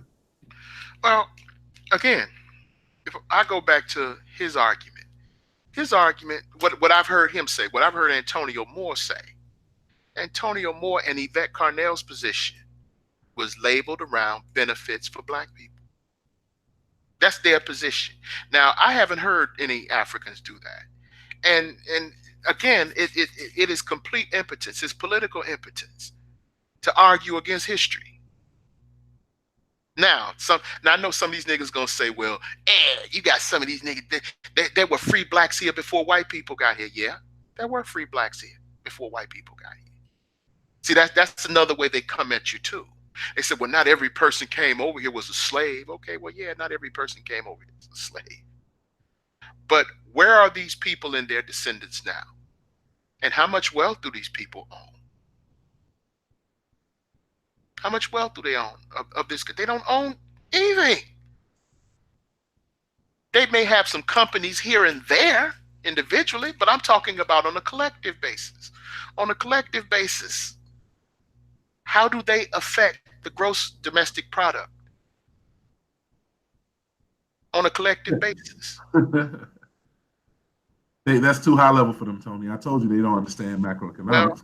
They don't understand macroeconomics. Correction. I told you they didn't understand macroeconomics. But yeah, you're right. But that's just what that's his argument was that these people are coming over here getting these benefits and you need remedies, fashion toward. And as I said on the last podcast, they gave you legislation that they took back, and you saw how white people acted. White people acted like they lost their mind. They are not going to chance this country falling just to give you something. I'm sorry if you don't want to hear that. You said, well, again, goes back to the civil rights movement. They said, well, what about the civil rights movement worked or was successful for the exact reason that ADOS will not be successful, because it does not want allies. It does not seek allies. And it doesn't seek allies among the people who would naturally ally themselves to their cause. Oh, cowardly coon ass nigga. Hey, Tony. Cowardly coon ass nigga talking that shit, boy. What's up? Tony, how much of the United States is owned by China? How much debt does the United States have to China? You mean how much debt does China own of the United States? Yeah. A very large percentage. Hey, look, this motherfucker Ben Yosef in the comments told me to go back to my mud hut in Africa that's run by the Chinese. You dumb nigga, the Chinese run the United States. Hector, why are you arguing? He don't even know that the Chinese run the fucking United States. These niggas have been Hey, lobotomized. listen, hey Tony, over the last, what is it? Where do we in? We're in April now. Over the last 6 months, you know what the number one news mover of the stock market has been? What is Trade agreement talks with China. Whenever they come out and say, "Oh, the trade agreement," oh, Trump is approaching trade agreement with China, stock market goes up. Whenever the talks fall apart, stock market goes down. These motherfuckers will sit back and say, China owns Africa. Nigga, China owns the United States. And on top of that, if you so worried about China owning Africa, but these ADOS motherfuckers will sit back and say, well, Black Americans, we got $3 billion worth of spending power. Well, why don't you monkey motherfuckers go do some business in Africa and stop bitching about the Chinese? Stop buying rims, nigga. And thus we arrive. Buy some excavators, buy some bulldozers, and take your monkey ass over to Africa and do something about it. Thus we arrive back at the crux of this podcast. These niggas are stupid. You understand? That lobotomized nigga that you argue with in the comments section, that's the only thing you can really do with these niggas. You can argue, but you're not gonna make them see anything. The only thing you can do is ban them. I'm not gonna ban them. I'm gonna let them talk. I'm gonna let them. Well, I mean, you can let them talk, but I mean, you sitting here talking gibberish. You sitting here trying to talk macroeconomics to a nigga that barely know how to read and write. What good does macroeconomics do to a nigga that don't even know how to compose a complete sentence? This nigga, he probably don't even know what a Wall Street Journal is. Oh, he's heard the name. He know what the name is, but he probably don't know what's in it. He don't understand it. He understands the form, but he don't understand the substance. So you can't sit there and explain to him about articles in the Wall Street Journal. You can't sit there and explain to him about commodities or options or stock prices or hedging bets and so forth. You can't explain that to him. You can't explain that to him. You see? So that's who's on the comment section, and sadly enough, that's who Yvette Carnell's constituency is. It's the rejects from the conscious community. Rejects from the conscious community are following a hardcore dyke. A man dyke.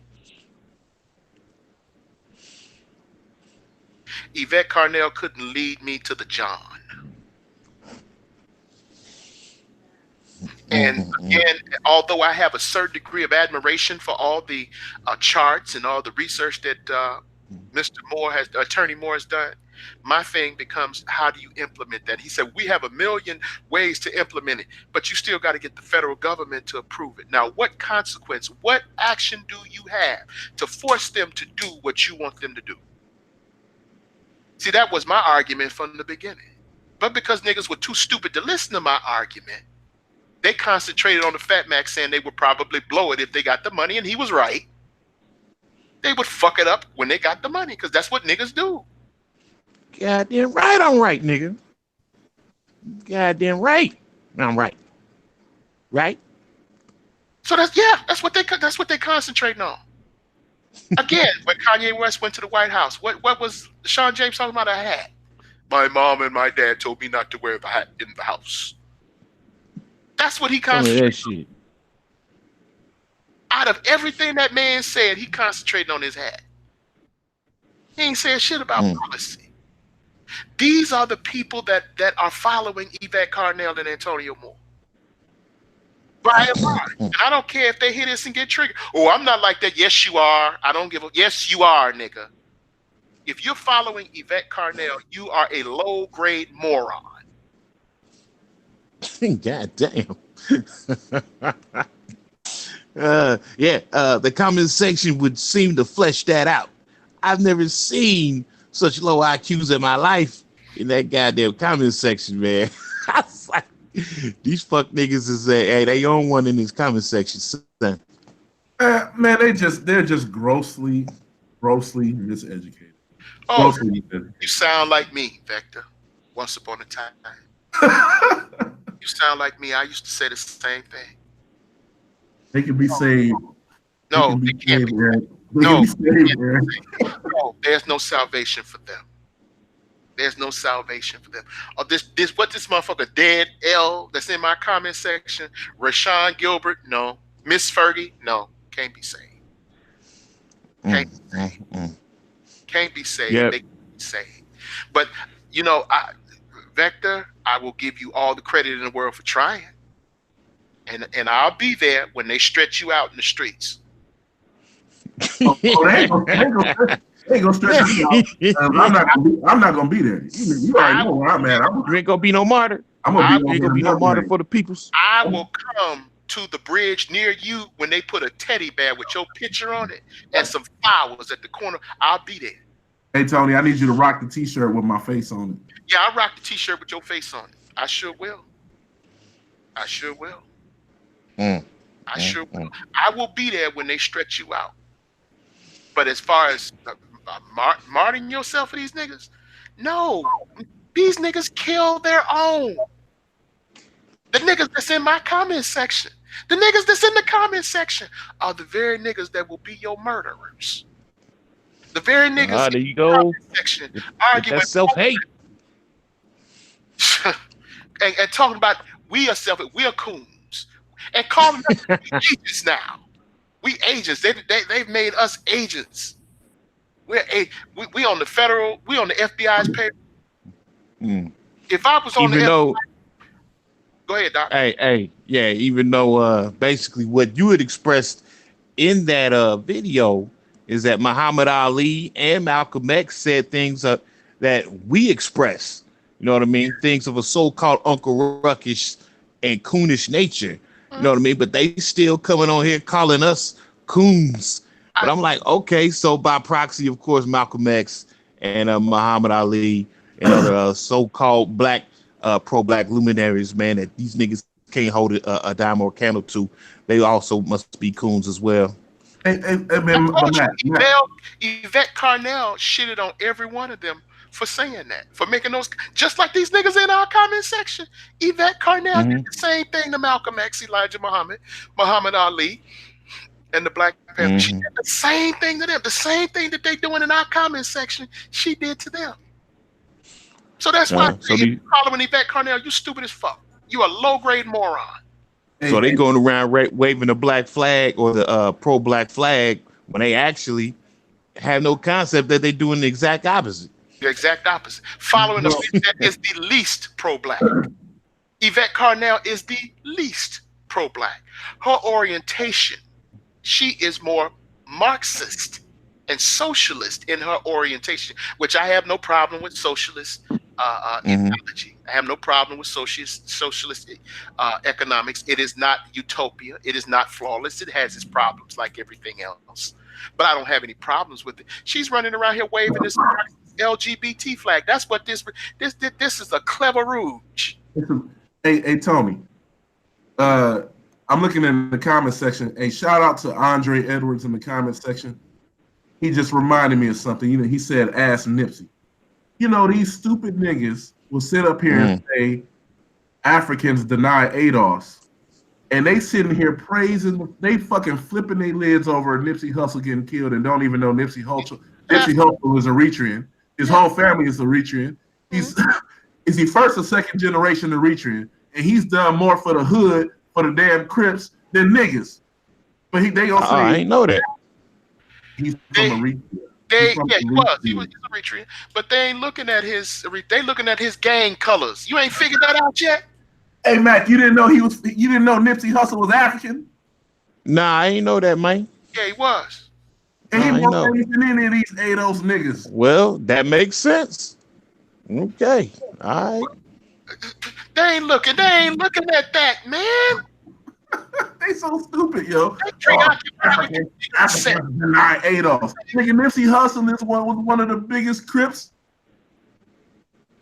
Nipsey Hussle talked about he went back to Eritrea in his youth and spent 3 or 4 months and saw the way that they were living out there. And then, and Matt, you and I told you about how when I was over in Ethiopia, in Djibouti, and Somalia, and Eritrea during the war. Right. They just wrapped that up like a year or so ago.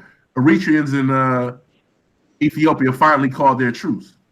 And Nipsey went over there and saw what was going on, and he said, "You know what? I can do better in LA." He came back and he started doing all of his social work in LA. But then motherfuckers will say, "Well, Africans, they don't give a fuck about black. They don't care about ADOS. They deny us." But now everybody fucking doing memes and praying and putting on their IG. Shout out to Nipsey, R.I.P. Nipsey. Nipsey Hussle was not ADOS, you dumb motherfuckers. He was African.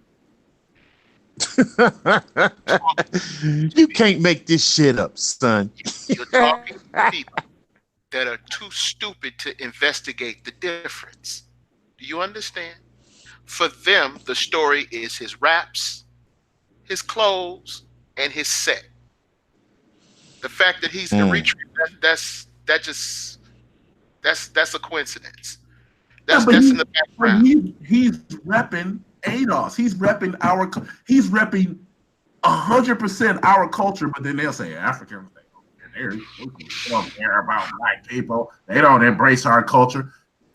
Nigga, it's right in your damn face and you don't even know it because you're too stupid to just Google and look at Wikipedia and see that the motherfucker is African. And now you know. Now you know why you have hope for them and why I don't. If you're too stupid to use Google, if you're too stupid to use Wikipedia, there's nothing I can do for you. You won't even listen. You're too stupid to listen to the whole podcast. You're too stupid to listen, and you hear things that I didn't say. That would be killing me. Like, these niggas bringing shit out of left field that we didn't even talk about, or we didn't even cover. Like, what the fuck? These niggas in an alternate dimension, bro. I have nothing but contempt for them. I used to pity them, but I have nothing but contempt for them anymore. Because again, I know who that ADOS. I know who those people are.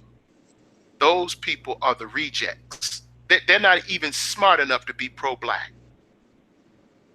They're the dregs and residue of the conscious community. That's who they are. And I know you ain't gonna like me saying it, but fuck you. Get your own platform and say what you like. But the people that are following ADOS, and I know some niggas on YouTube are gonna hear this and have a problem with it. I don't care. I don't give a fuck. Fuck you too.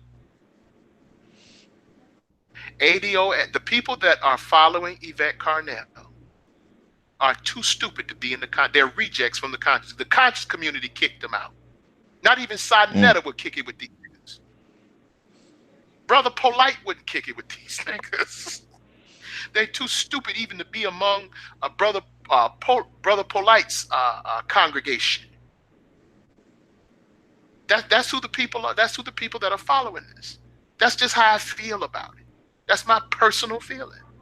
Just like they personally label me an FBI agent. And if I was an FBI agent, I sure wouldn't be living in an apartment. If I was an FBI agent, I'm going to get some real money. But we're FBI agents. We're coons. And we're the downfall of the black race. We are. The niggas that agree with them. The niggas that said they should get it. We are the downfall. We're traitors that need to be executed. Hey, these niggas, it's just female energy. It's a female thought process, my nigga. You know what I mean? It's just like, wow. Since when do men behave this way? You know what I mean? Coming in with all this emotionalism, all this crying and shit. I never seen so much bitch assness in my life, man. I like these niggas did some grade A fags, man. Real spit. Raised by a bunch of ratchet ass women.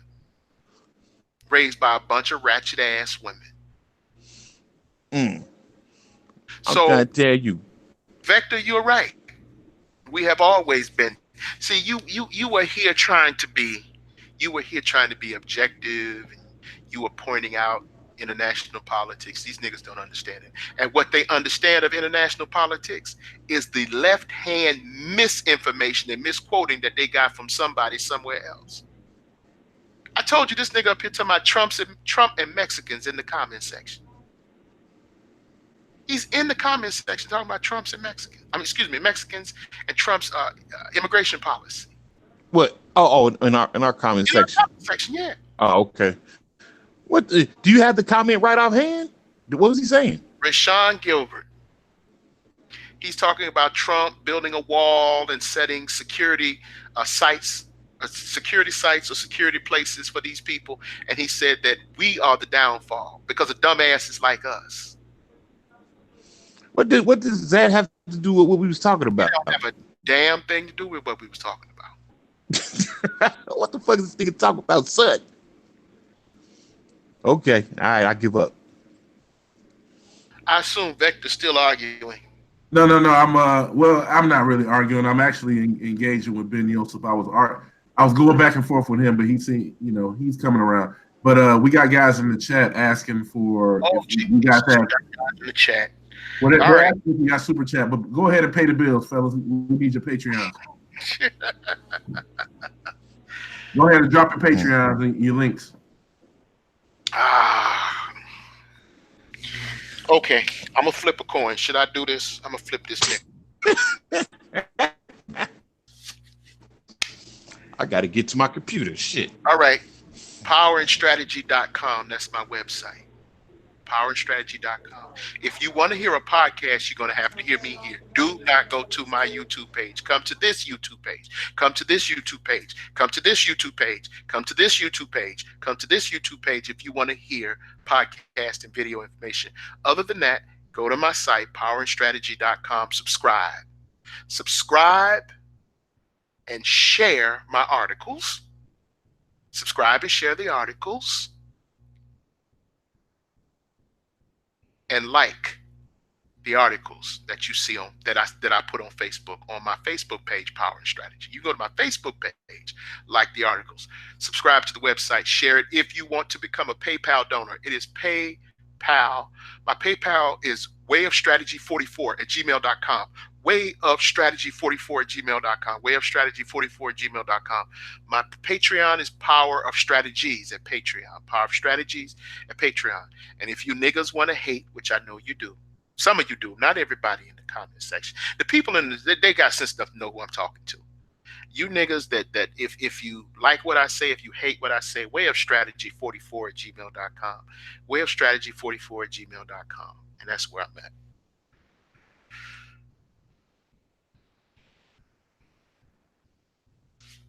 Matt, did he roll out? No, I think he went to get his information. Can y'all hear me? Can y'all hear me? Yeah.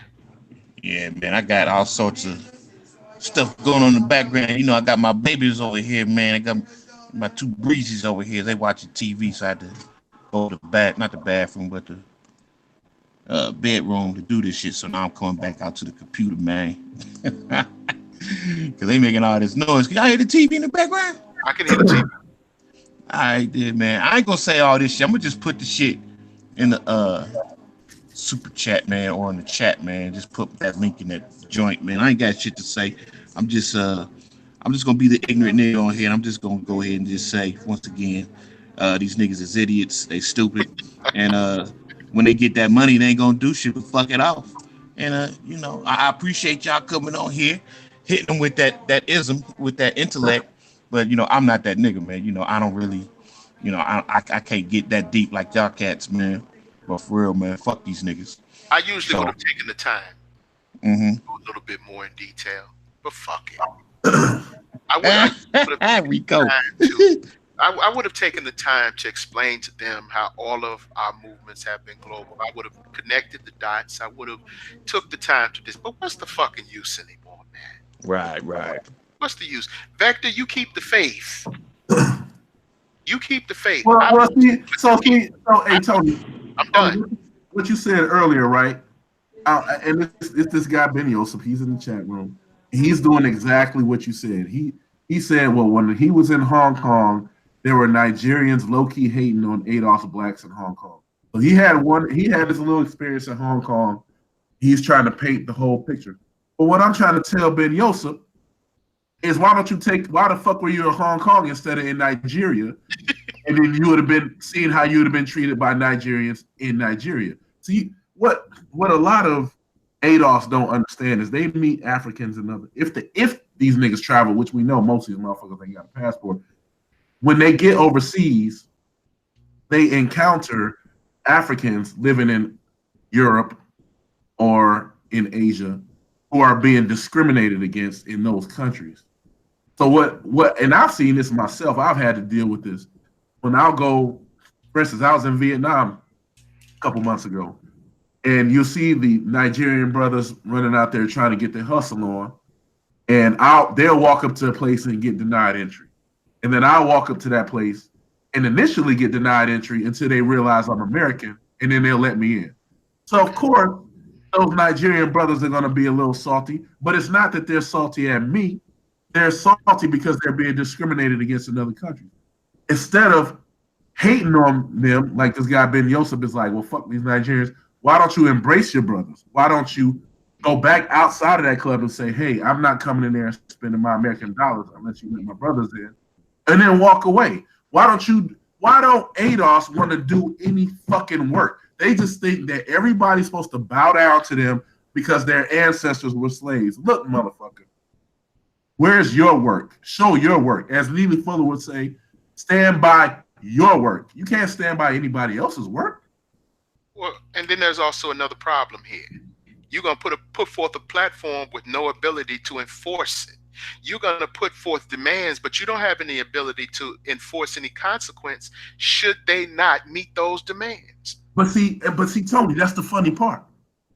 When I was in Kenya, and I rode as a group of brothers, military contractors who had money, and we would walk up to a club, and we see some of our brothers and sisters getting discriminated against, but those dudes know those American dollars are coming. Then you tell that bouncer, I'm not spending my money in this motherfucker, and I ain't never coming back until you change. That's see, a lot of these cats don't even understand that when ADOS travel, we are seen as Americans, and we have that quote unquote 3 billion or whatever. I don't even know what is the number that they're always bragging on how much spending power we have. It's 2 trillion. 2 trillion is actually what it is in spending power. So motherfuckers will sit back and say we got $2 trillion worth of spending power, but they too goddamn stupid to know how to spend it to get power. So that brings me back to my question. What are you going to do when they say no? What consequence do you enact because they're going to say no? What consequence do you enact if they say no? You understand? ADOS don't have a consequence if they say no. The only thing they have is to try to leverage the lightweight political influence, local community influence among these niggas on YouTube and in social media. But that's not going to translate across Black America, because you and I both know who has more influence, or who would have more influence. Would that be a Louis Farrakhan or an Yvette Carnell? Who has more influence? I'm going with Louis Farrakhan. Who you think has more influence in mainstream Black America? Do you think it would be somebody like, let's say, a Mark Lamont Hill or Yvette Carnell? I would say Mark Lamont Hill. Right. Hell, who has more influence in Black America? The Breakfast Club, Charlemagne, The God, or Yvette Carnell? Sure. You understand? So you can't even effectuate a political consequence to make them do what you want them to do. So, Vector, if an ugly bitch came up to you and said, well, fuck you, Vector, I don't want to be seen with you anyway, and this bitch is hideous, do you care? Right. Seriously, do you care? Right. Bitch, it's not hurting me not to be seen with you anyway. I don't care what you think. That's the exact same approach that the system has towards ADOS. Yeah, your little reparations argument is hot for a minute because we're getting ready to enter into an election cycle. So it's something for us to get Black people riled up about, so they can go and pull the lever for the Democratic Party. But arguably, your vote is weak. It's not even delivering, the Democratic victories anymore. You're not even delivering victories or results for the Democratic Party anymore. So Tony, When they could not get Hillary Clinton elected. So Tony, I'm gonna build on top of that. When they could not get her elected, the Democratic Party changed focus. Right. They're not concerned about you. They're not as concerned. You're going to see the Democratic Party court more of the white male working class than you see them court out. And black people are still going to vote for them, unfortunately, because they know that. But they have figured it out. You don't affect. You are no factor as far as them getting elected into office. They know that your vote really doesn't mean much anymore. Again, like you said earlier, due to mass incarceration, one thing. Two, due to the fact that some of you have fallen into that Republican, that hardcore conservative ideology that's paid for through the super PACs. People like Foster Freeze, people like what's the other guy? Oh God, Charles and William Koch. You know, they know that you're not. They're not concerned about your vote anymore. They're not concerned about you. Now, your vote is effective as far as local and state elections. Yep. You can still get some shit done there because that's not governed by the Electoral College, you know. But as far as president, as far as national elections, you're a non-factor to them as far as national elections are concerned. So they don't even need to court you anymore for your vote. So the threat of you not voting for them really isn't a threat anymore. It's just not. And to build on top of that, not only is your political power non-consequential, but as Africans think the same way. Yes. Africans will, motherfuckers are like, well, Africans deny ADOS. Well, what have you done for Africa? Why would they? If Africans look over here and they say, these black niggas ain't got no political power and they're not even taking their spending power and spending it with us, why do we, again, you're just like you were saying, the whites have figured out that your vote doesn't matter. Why would Africans think you matter if you ain't doing shit for them? But these motherfuckers will be like, well, they don't embrace us. You don't embrace them and you ain't doing shit for them. You sit there, at least if you don't have political power, you supposedly have spending power with US dollars, but you don't even use that correctly. So why should Africans embrace you? You ain't doing shit for them. You ain't doing shit for nobody but the white people you work for. Exactly. And then when you do embrace them, you embrace the stereotypes about them, which is strange because it's the same stereotypes that the white people have about them. You see, you embrace the stereo, like the motherfucker that told you go back to your mud hut in China. You know where that came from? He's too stupid to come up with that insult. He's too stupid to know how to insult you ethnically. He had to get that from somebody else. You understand? He got that from somebody else. You're too stupid to even come up with an insult. So again, what can you do? What consequence do you propose? What are you going to do? What are you going to do? Shoot them with guns that they supplied you with? I mean, what are you going to do? Call the police on them? I mean, what consequence can ADOS bring?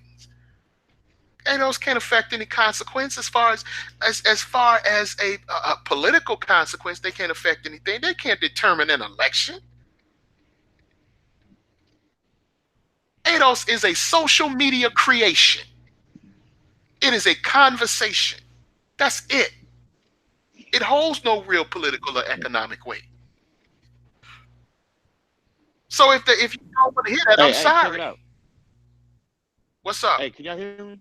Yeah, I can hear you. Yeah. Well, how's the sound quality, man? What did he say? Hello? Yeah. You break it up a little bit. Sound quality.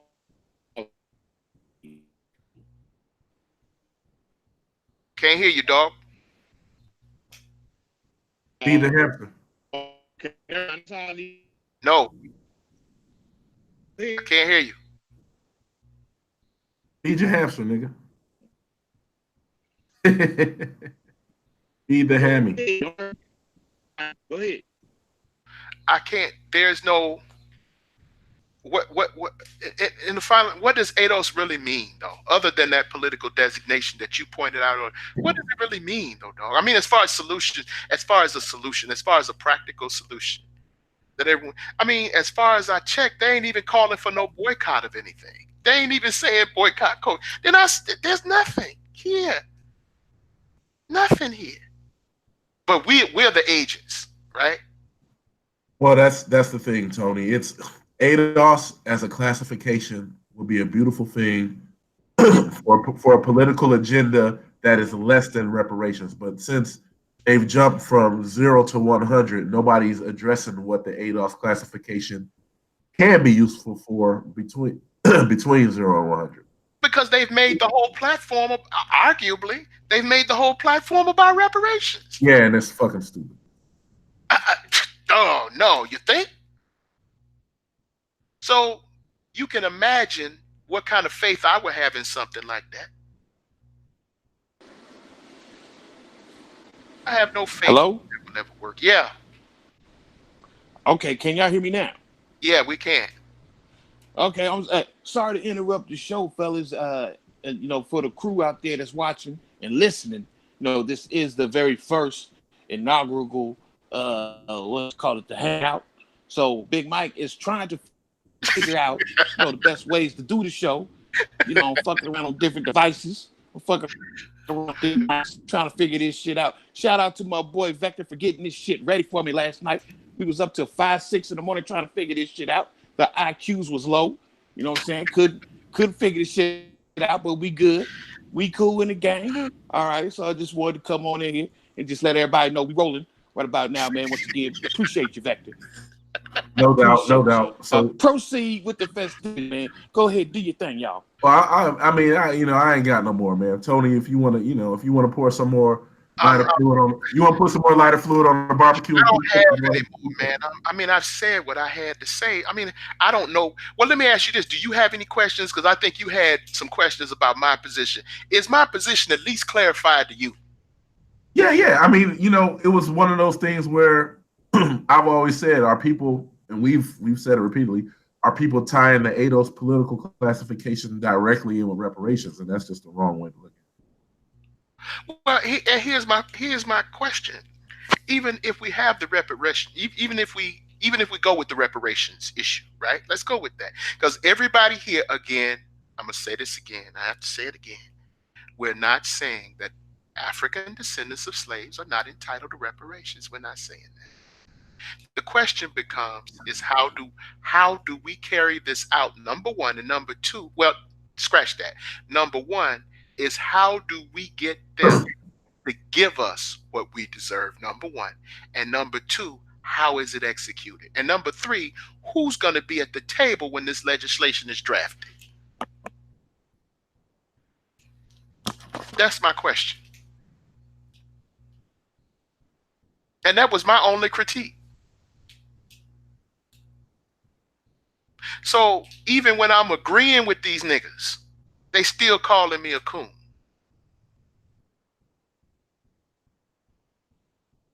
Can you explain that? Because I can't. Because they don't know what the fuck they're talking about. Oh, they don't. Okay. Okay. Well, I have. Hey, Dick, this would have sounded like to me, man. It sounded like these faggot ass niggas ain't never been popular, or they never had nobody, or they never been on nobody's team or something, man. So I guess they done grabbed a hold of something that gives them an identity or some shit. You know what I mean? So, kind of like breeds us against them mentality. And it really don't matter how you frame it or what you say, man. They trying to hold on to that identity of I'm better than you because I belong to this organization or belong to this crew or belong to this group. And they trying to hold on to it for dear life. And even if you are saying the shit that's along the same lines as what they're spitting, man, they just got to have some sort of thing that sets them apart from you. They going to hold on to it. They going to concoct different bullshit to divide, to to divide factions, man. You know what I'm saying? I'm like, this happens in almost all of our videos, bro. I'm like, these niggas are really stupid, man. It's like they cannot seem to understand. We are saying the same thing, basically, you saying. And we're basically agreeing 80 to 85% of the shit that you spitting. But you so bitch made and you so in your feelings, you just concentrating on 1% to 5% of the shit that you don't agree with. You a straight fag, nigga. I'm gonna say it to your face, motherfucker. Real shit. And I said it last night when I was at the strip club with the homie Vector. We was getting it in. The homie Vector was getting it in. You feel me? Hey Vector, man. I'll tell you, man. That was a beautiful thing last night, man. You a real nigga. You a real nigga, son. I'm here for you. I'm here for you. Oh my God, man. Real nigga awards will be passed out. Well, that's right. You're the first real nigga ball. You're gonna get the award, man. We had a ball last night, man. I'm trying to tell you, man. Appreciate the grub. You know what I'm saying? With the Unos kicking it. And we had, some breezies over here doing our thing, parlay. Oh, I'm sorry, I'm not getting off topic. Is this off topic, sir? You probably on topic because that's what they can comprehend anyway. Anyway, bitches. They comprehend breezies, strip clubs, yep, all that good shit. Yep. You know what I mean? Am I speaking the vernacular, sir? Yeah, you are. You know what I'm saying? Yeah, man. Hey, these niggas is bitch made, man. I just can't believe, how just feminine these niggas are, man. Get a life. Get you some pussy, nigga. And get the fuck off the web. Get the fuck off YouTube and get you some pussy. Real shit, man. Hold on, man. I'm just, I don't know. This Ben Yosef guy, I'm just sitting here. He's not making any sense. Uh-oh. He asked me, why are we, quote unquote, as if I'm not American, letting the Chinese into Africa?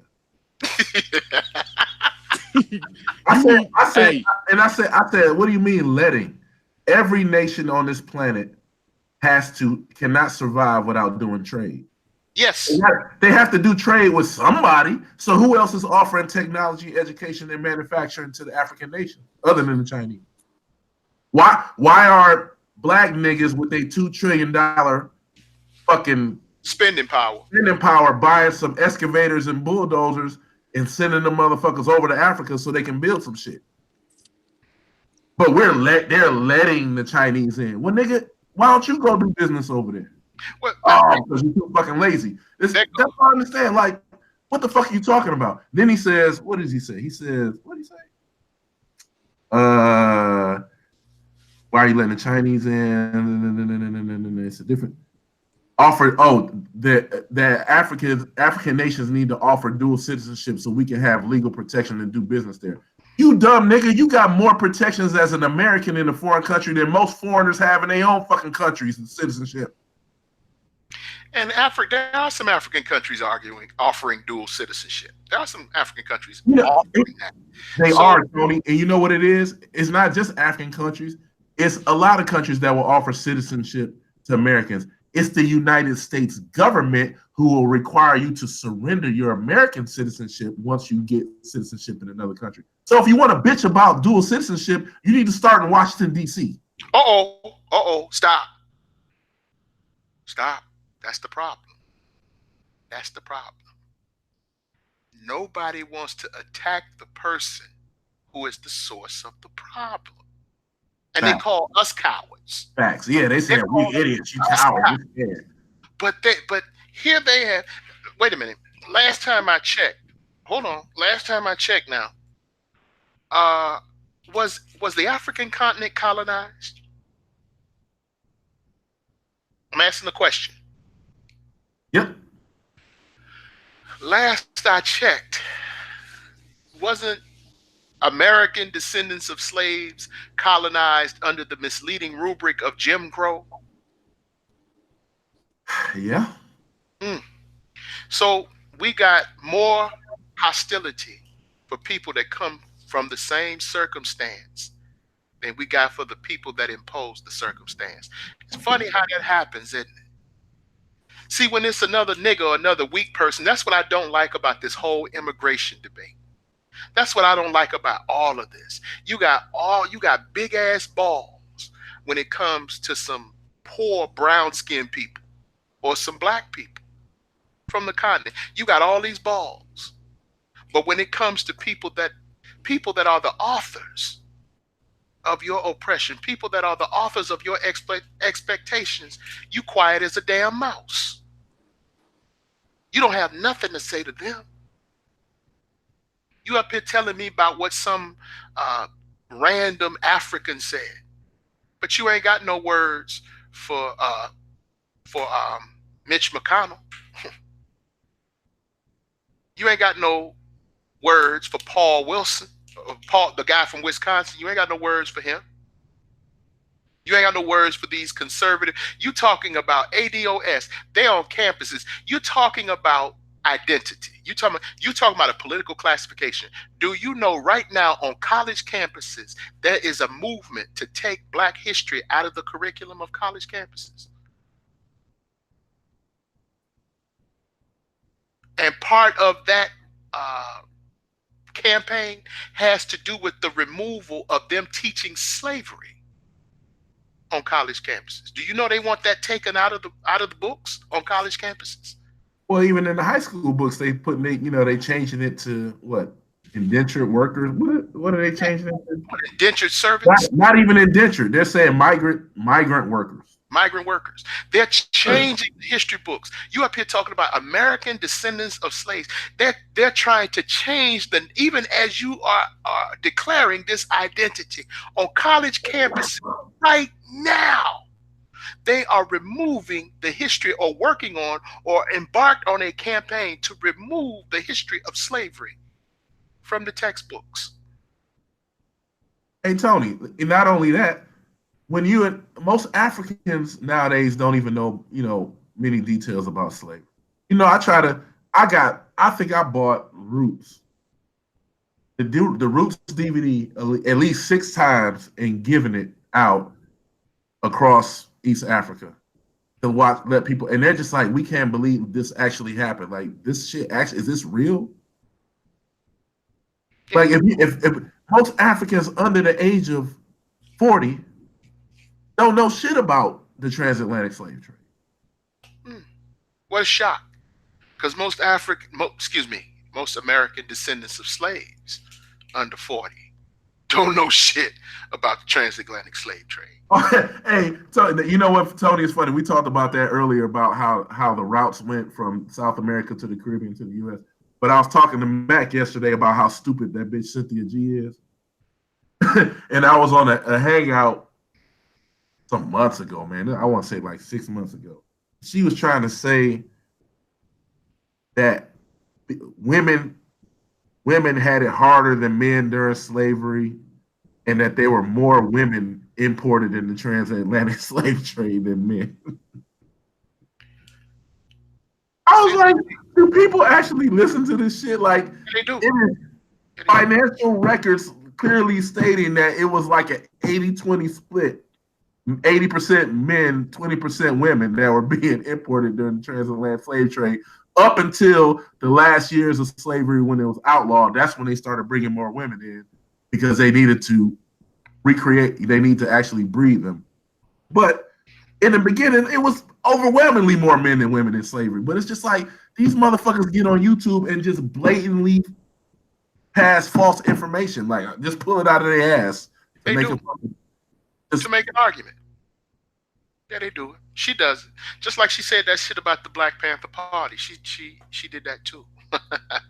Anything to fit her narrative. That's what people do on YouTube. Because they know most people they're not gonna, heaven forbid if a nigga reads a book. Even if it's an audio book. So yeah, they're gonna pull it out because who's gonna contest them? Who's gonna argue with them? Nobody knows enough to argue with them. Yeah, you're right. You're right. Motherfuckers can get on YouTube and say some shit, and the other people don't even have a fucking clue, research to even counter it. Obsidian.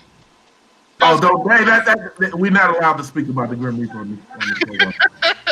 He does that shit all the time. Do not bring that guy up. I'm a log off, Tony. Don't talk about that dude. There's no Well, opinion. There's no angry man. There's no look. We don't well, allow that. We don't allow that on this show. let me say this. A lot of people get information, and some people get it, and it states the exact opposite of what they're arguing.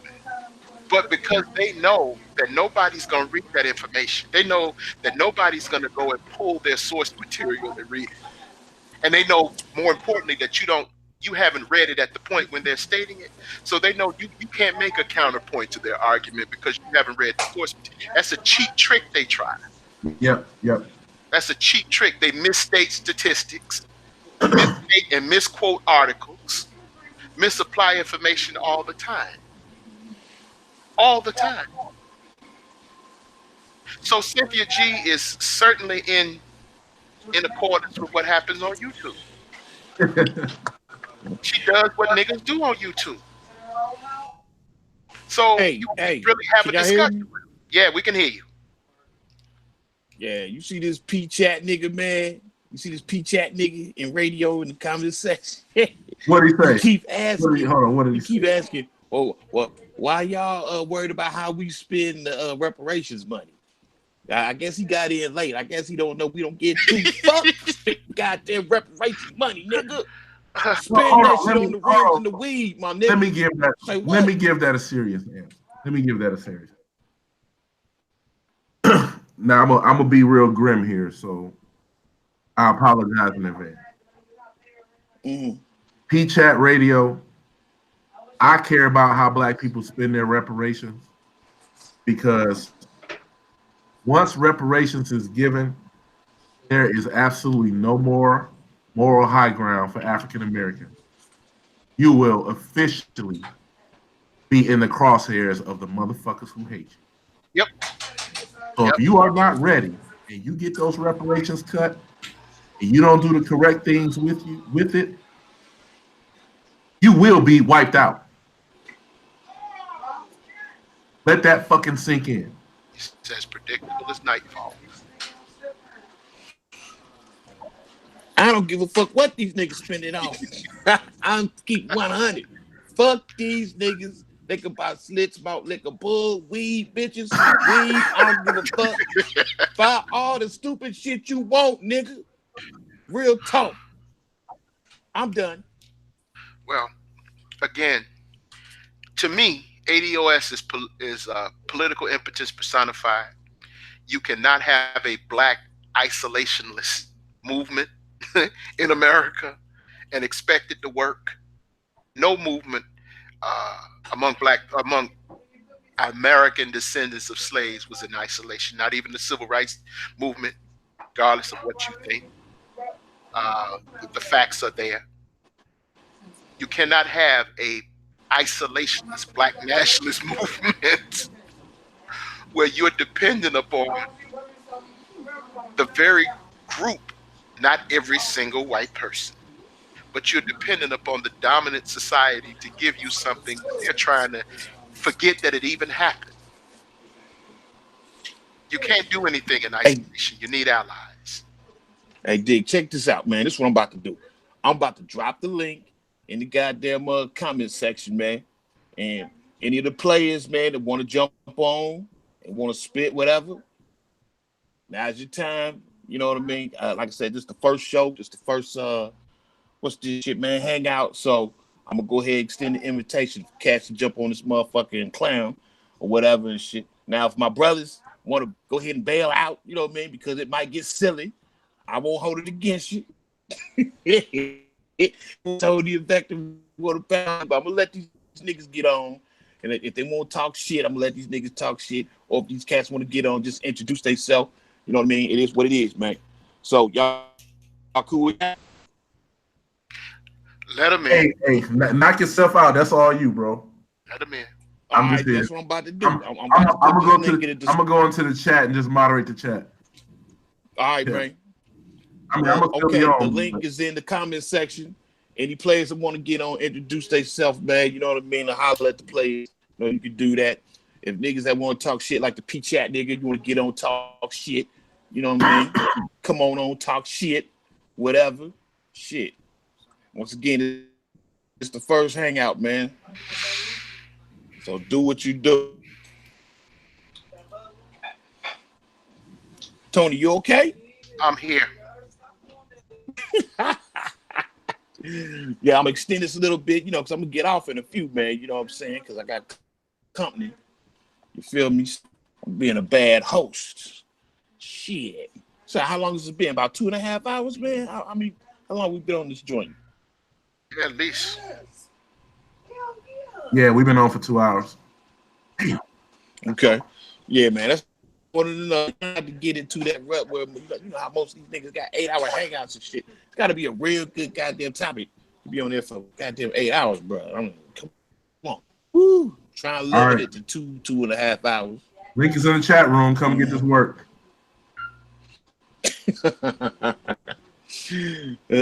Yeah, if you are pro or con, 80 some reparations or whatever, get on here, express yourself. Don't be shy. Chat radio, come on. Probably don't want to fuck around. Somebody, shit. Well, I don't know. Do you guys have anything else you want to go ahead and express? I'm gonna shut it down in about 10 minutes. They don't want to come on? Well, I don't see nobody clicking on the joint, man. So it is what it is. Well, like I said, I think it's this shit is impotence personified. Mm-hmm. You're not gonna get anything by isolating yourself from all people of African descent throughout the diaspora. Okay. That's not effective, and the implementation of reparations, that shit is not practical, because even if you present it, you don't have any way to enforce it. And even when you enforce it, you better have a means of how to spend it. Because again, all you're gonna have is a bunch of niggas in Newport cigarette trucks, rolling around. Or if not Newport cigarette trucks, niggas on rims or niggas in SUVs, or in some form of mindless consumption. That's going to end up wasting the sacrifice of our ancestors, if you want to make that argument. It is very important, if you're going to have this type of money, if we're going to get these reparations, which I doubt we will, it is very important you understand how to implement this policy, because it's literally life or death. And I think most of these niggas are too stupid to even live. Wait, hey Tony, no, hold on. I got a question, Tony. Yes. I want to address something, and I know I'm about to be called all kind of cool. Yeah, get used to it. If you own a corporation, right? Let's just say you were the head. Let's just say you are now the new CEO of Apple, and you want to bring out the new iPhone 25, Mm-hmm. and you hire a development team to develop the software and hardware for the iPhone. Mm-hmm.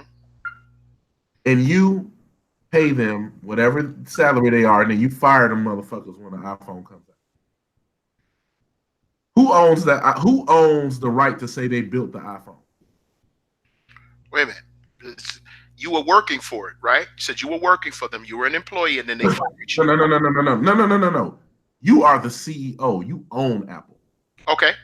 You own the corporation that built the iPhone. You got people that's working for you. Okay. Is that intellectual property yours as the owner of Apple? As the owner of Apple? Yes. If I have it registered and properly patented, yes, it's mine.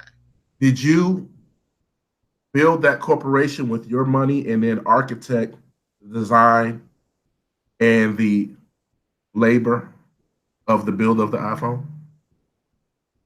No, I probably didn't build it. I probably had someone else to build it. You had someone else to build it, but did you architect that process? You mean the phone itself? No, to put together the teams and hire the people and the vision. I would do it, but usually that would be middle management if you're talking about a corporate environment. Yes. Okay. Now, when you file those patents and copyrights and trademarks, who owns those? The person whose name that shit is in, the company or the person who files it. It's there. Okay, the person who files it. So if you have a developer or two or three go to the government and say, I built the iPhone, I should own the iPhone, and they try to sue you as the owner of Apple, who would win in court? The owner, the person who filed the person who filed the paperwork. So, with all that being said, what do you think about the argument, as such as Ben Yosef just made in the comments, Mm-hmm. that Black people built America, thus own America? Because let me give you my thoughts on this. That is the most ridiculous shit I've ever heard. Okay, okay. It's the most ridiculous shit I've ever heard. He got that from, and I know Tariq Nasheed said something similar to that when he was talking about. He was trying to dispel the notion that immigrants built America, and what he was trying to do is center the development of America primarily off of chattel slavery. He is right in some instances, and he is wrong in some instances. But possession is 9/10 of the law. You can build America, but if you under the possession of the motherfucker that owns America, you do not own America. You are property. Okay. Hey, hold on. Hey, nigga, I was just about to introduce this brother Prophet nigga, man. Y'all niggas is long-winded, man. Well, no, Matt, because I think this is very important. I think Black people. I don't know he was there. Yeah, I saw him pop in, but I think Black people really need to stop tricking themselves, stop lying to themselves. Just because I go to work for Ford Motor Company on the assembly line, and I put seatbelts in the fucking car every day, does not mean I am a majority owner of Ford Motor Company. There are people at the top who have the vision, the capital, and the investment. However you think about the transatlantic slave trade, the European did put in some work to make America become America. So for Black people to be like, the slaves built America, well, you weren't just picking cotton because you decided to pick cotton. Like, somebody fucking created a cotton market, global cotton market, to make your labor worth some money. So to say that we own America any more than white people do, I'm sorry if I sound like a coon, but that's just not fucking true. That's not. Well, yeah, I dig. I dig that, man. But you know, this show, it's got to have some nigga shit, and we was do some nigga shit, and y'all was talking all this intellectual bullshit, and this nigga. I was hoping we could get into some nigga shit before we got off. And y'all go with all this goddamn pontification and all this high IQ fuck shit. I was trying to get into some nigga shit. Now the nigga that I'm pretty sure we was gonna get into some nigga shit because he left. I think he was gonna talk some positivity with Dave, but I think and he left. You and Tony be on this bullshit, man. You niggas gotta stop all this goddamn intellectual masturbation. You hear me? Where'd he go? Where'd he go? Is he coming back? He bounced, nigga. This nigga left because y'all was talking all that high. Hey, put shit. the link back in the chat. God damn it! No, we got 56 people watching the show. Put the link in the chat. It's a sad day. Hey man, I think they scared of you, Tony. They don't want this.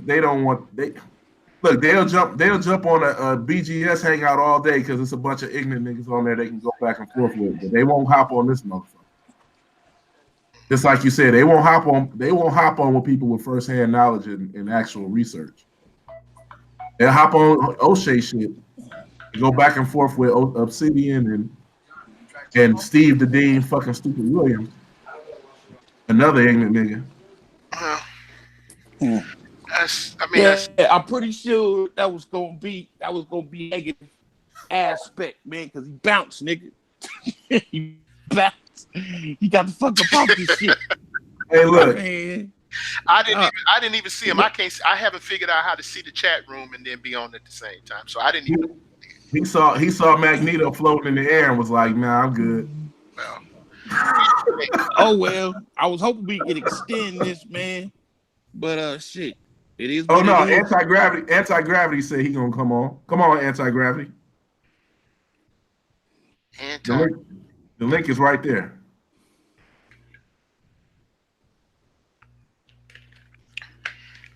This is a shame.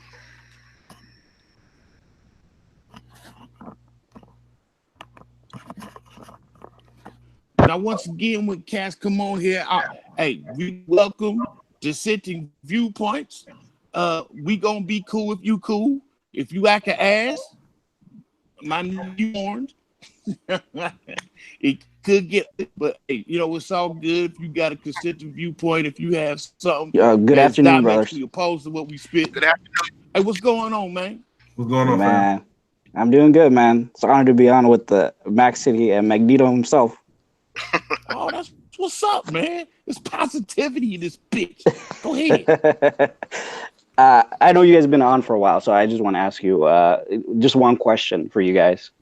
I think you touched on it earlier, the part about intergenerational wealth. So, a lot of areas like Chicago, Tulsa, Atlanta, Maryland, some people have been, I'd say, some Black families have been able to pass on their wealth, but a large majority of them haven't been able to. The first generation, they'll work hard, they'll build it.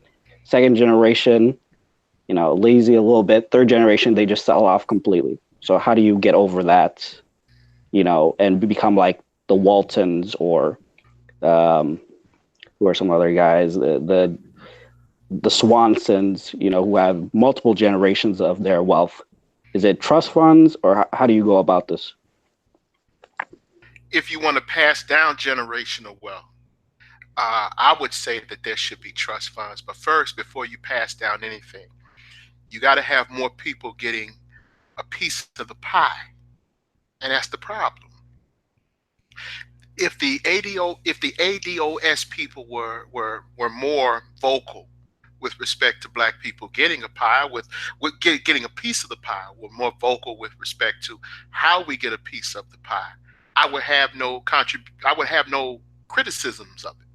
But they're talking about reparations. I haven't heard anybody talk too much about anything here or come up with a plan for doing it here. So to answer your question, you first have to figure out, how do we create generational wealth? So after you create generational wealth, then you start using trusts. You start using foundations. You start using philanthropic societies and things like that to preserve your wealth. Because now if you're creating foundations and philanthropic societies, you have a way to generate wealth on top of what you have. And first and foremost, we're gonna need infrastructure. You're not gonna have generational wealth in a community that doesn't have an independent economic infrastructure. If you don't have a way to generate money, you don't have a way to pass it down. So we can look at different ways of passing it down. We can look at all the different. I mean, you can go to a life insurance agent, and he can tell you about the different ways to pass down, wealth. He can tell you different ways to do that. The trick is how do we generate it? How do we get it? How do we work on getting it and accumulating it and keeping it in the community? Then you can worry about passing it down. But I would say, I agree, trust. I think trust is a vehicle. Foundations, nonprofit foundations, philanthropic societies. Like, for instance, not necessarily a philanthropic societies. Like, you see a lot of these centers, a lot of these museums, they may have museums donated to museums strictly for, like, let's say the American Civil War. There's an American Civil War museum somewhere. There's a World War II museum somewhere. Now, some of these museums are created by the government. They're formed by the government, but a lot of these museums are also sponsored by wealthy people or wealthy corporations, you see. So in that way, by sponsoring these corporations through philanthropy, they're able to get tax cuts. They're able to get huge, tremendous tax cuts, and some of them are able, and some of these companies are also are able to get subsidies as a result of their contributions. They are looked upon favorably when it comes time for subsidies, I should say.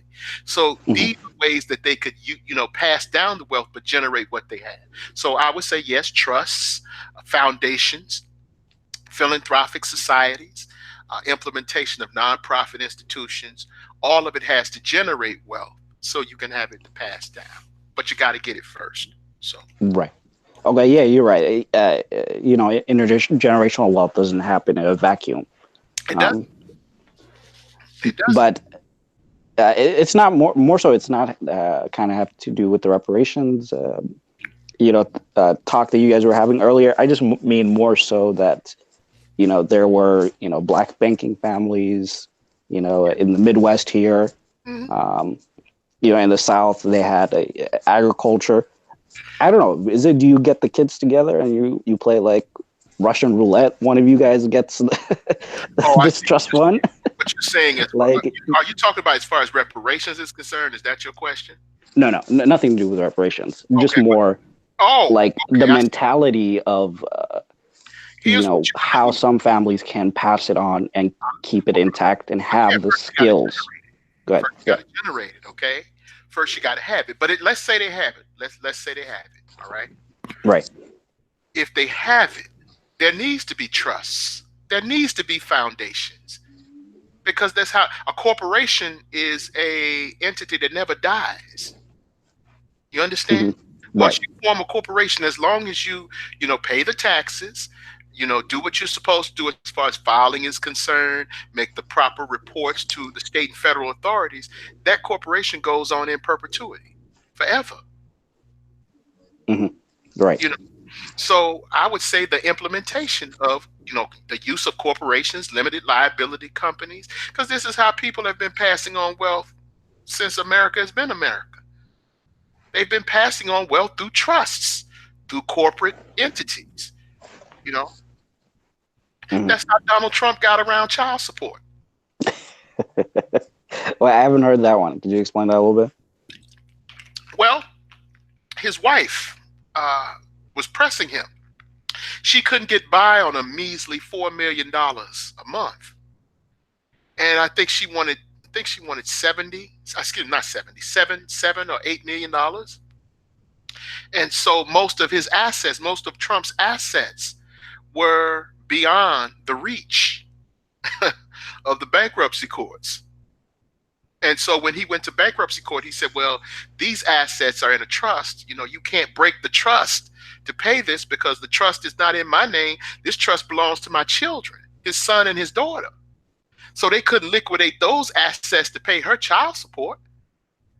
So then when he went to bankruptcy court, they made it seem as though he had money, but all of his money was tied up in his business. In other words, all he had was debt. He had more liabilities than he had assets. So when bankruptcy court pulled his assets apart, or did an extensive examination of his assets, and he said, well, I got money, but it's tied up in all these properties that can potentially yield a windfall, but that's barring the outcome of the market. If the outcome of the market stays this way, I stand to make this amount of money. Depending upon the market conditions, I will make this. If the market conditions are against me, or if the market conditions are injurious to me, then I'm going to lose a lot of money. So she's going to have to stay at this $3 million. And then, of course, said, well, no, you got a little bit more. And I think he wound up giving her like maybe 1 or 2 million more, but that was it. So what he did was he made it appear in the courts as though all of his money it wasn't assets, they were really liabilities. All of his assets were in the trust funds given to his children. And the courts couldn't liquidate that to make him pay her what she wanted. You understand? So he was able to get around that. She was asking for alimony. She was asking for child support. She was asking for all kind of shit. I'm guessing he put it in an irrevocable trust, right? So he couldn't. I imagine he did. I just noticed. I didn't dig too deep into it, but I know they did say some of his money was in trust. I know they did say that, and they said that there was a trust fund, because when they said, well, we can't go into his daughter's trust fund, but that's not ours. That's not his to give. They couldn't violate the trust funds of the trust. Excuse me. They couldn't violate the trust of his children to satisfy her need for child, and these kids were like 17, 16, and 17 anyway. So it was just a money grab what she was engaging Right. for. Use those trusts to keep her from, getting him up there, hedging her bets higher than what he wanted to pay her, or to keep her from increasing her child support and alimony funds beyond what he was willing to give her. So he used it that way. Okay. All right. Interesting. Okay, and then I have one last question. This does have to do with reparations. Hmm. Okay, so like let's say in the event that it's able to happen, somewhat recently in our lifetimes, what kind of infrastructure or knowledge base, financial literacy, businesses, corporations, are there in place today for it to be taken advantage of? And would it be a cash payments or structural changes would you Not see as the biggest difference? cash payment.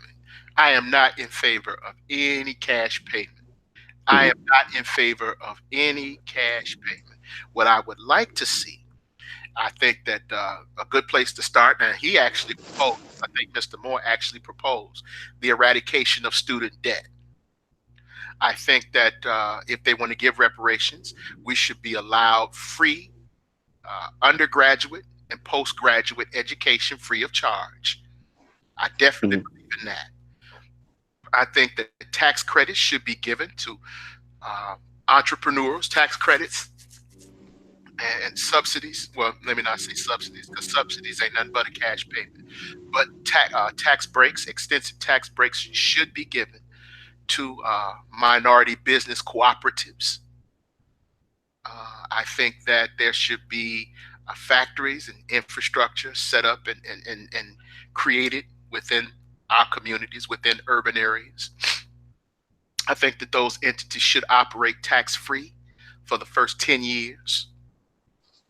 Um, Mhm. those are the things I would like to see.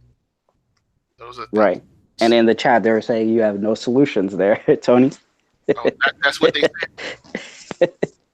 No, I didn't see that. But essentially, that's what they're saying. That's what they're saying now, or that's what they said.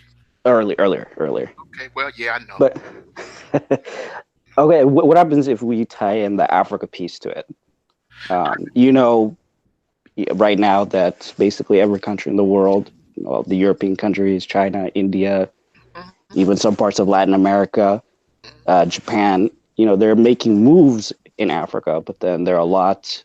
The only people, even when I was there, the only people I didn't see were African Americans. Unfortunately. I think So that we've gotten too caught up in the stereotypes. We've gotten too caught up in the propaganda, not just racial propaganda that the stereotypes that we believe about each other. One thing. I think the second thing, we've gotten caught up in too much Cold War propaganda, where I said it because it's an either or situation. Either you have to be a capitalist. If you're not a capitalist, then by definition you're a communist. That's the right, our culture breeds a very linear form of thinking. It's very linear. So in other words, you can't be in the middle. You can't be non-aligned. You got to be in one camp or the other.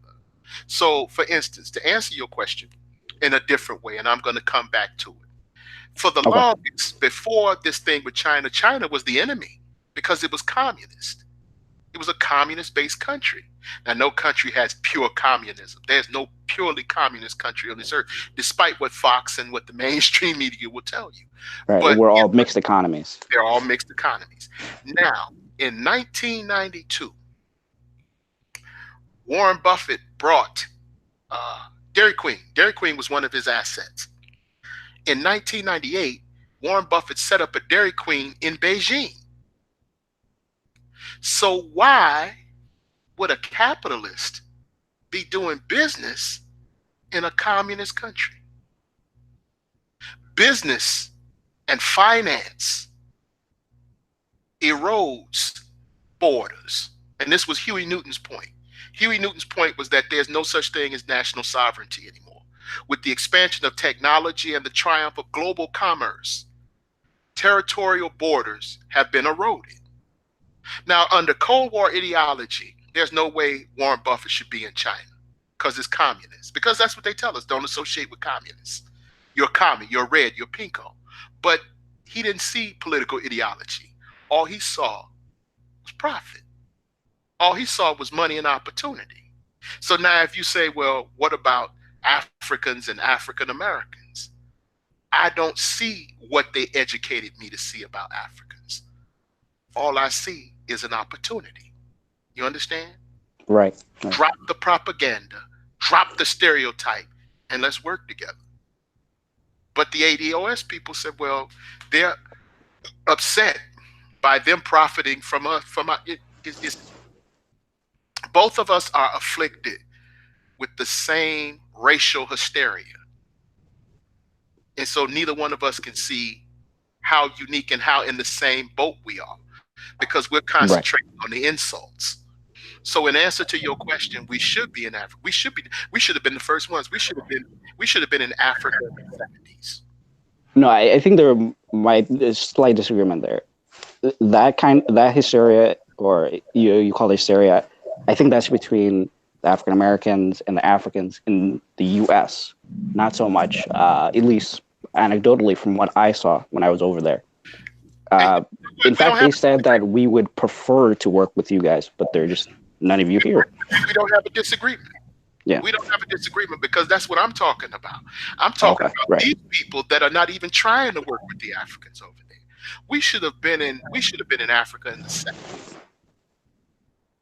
Right. If we had been doing business with Africans during the 70s, I really think we would have had an independence, because that was the best time to do it. You had Samora Machel, you had Julius Nyerere, you had Sekou Touré, you had, for a period, he didn't make the 70s, he got overthrown in 67. You had Kwame Nkrumah. You had the most progressive African heads of state in the world at that time. That was the opportunity to do it. Right, exactly. Thomas Sankara, Patrice Lumumba. Yes. Thomas Sankara is the dude. Yes. Thomas Sankara is the greatest African leader. Yes. The greatest of all time. Thomas Sankara is. You see, that's when we should have been there. That's when we should have been there. There's no way we should have allowed him to be killed without some type of consequence happening. You don't let something like that happen without. Right. But that goes back to confronting who your real opposition is. And we're afraid of our real opposition. That's why we're acting the way that we're acting. That's why we do the shit we do. That's why we say little stupid shit, because we're afraid. We're afraid of confronting the real source of our problems, because we're afraid of the bully. We're afraid. It's very unfortunate, but I think there's more hope, especially in that Africans of the the generation right before millennials. Where are they again?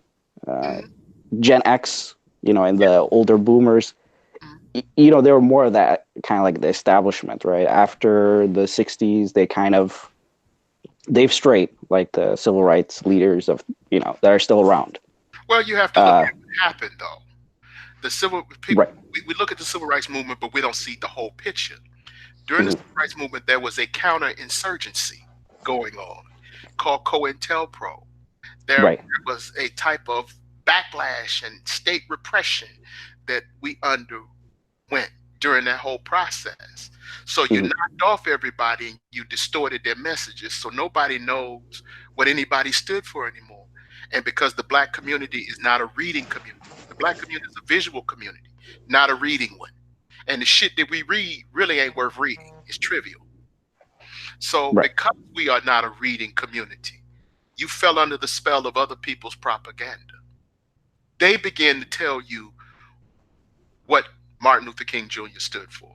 They began to tell you what Malcolm X stood for. That's why now when you go into any Black college or any white college, you'll find a white person in there that know more about Black history than a Black person does.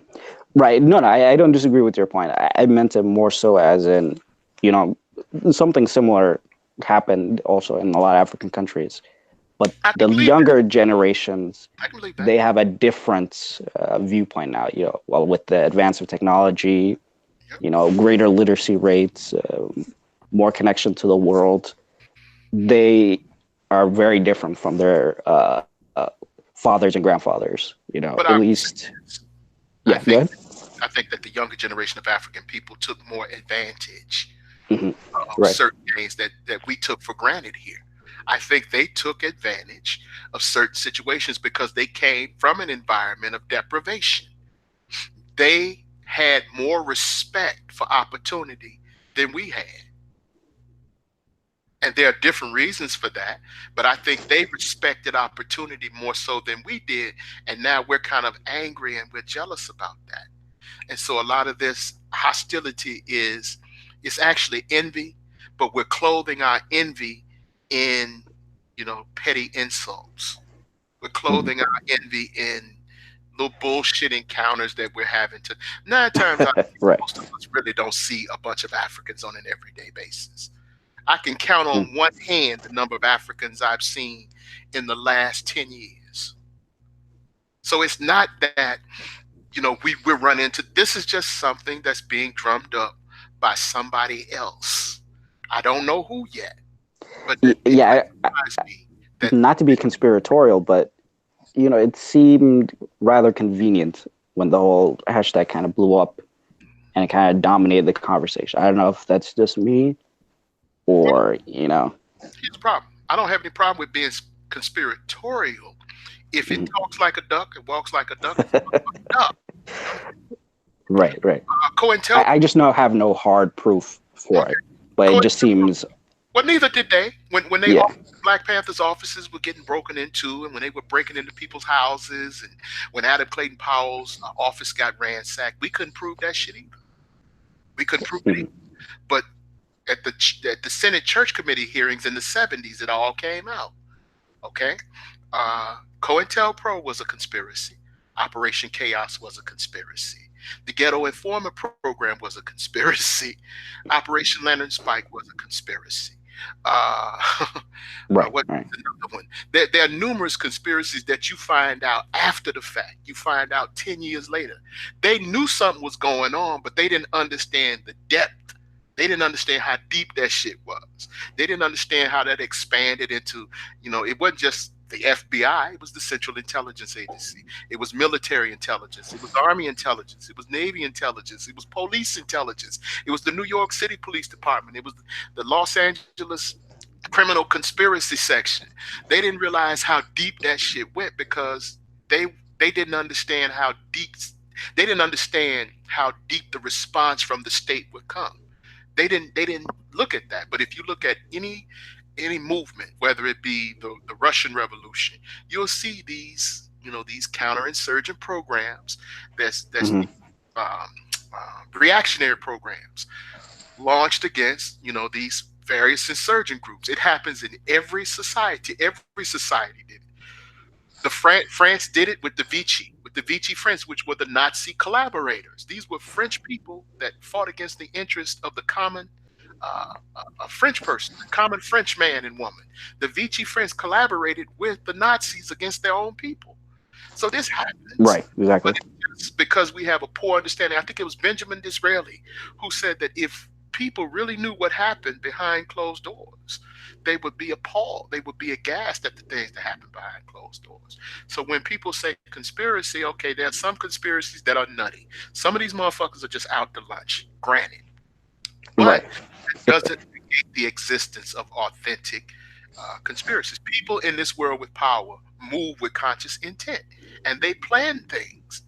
You know, if I told you teachers were planning to strike because they want higher wages and smaller classrooms, you would have no problem visualizing that because that's something that normally happens. But if I tell you that Shell, Royal Dutch Shell, and BP collaborate to make sure the gas prices stay at a certain amount to ensure their profits, you would call me conspiratorial.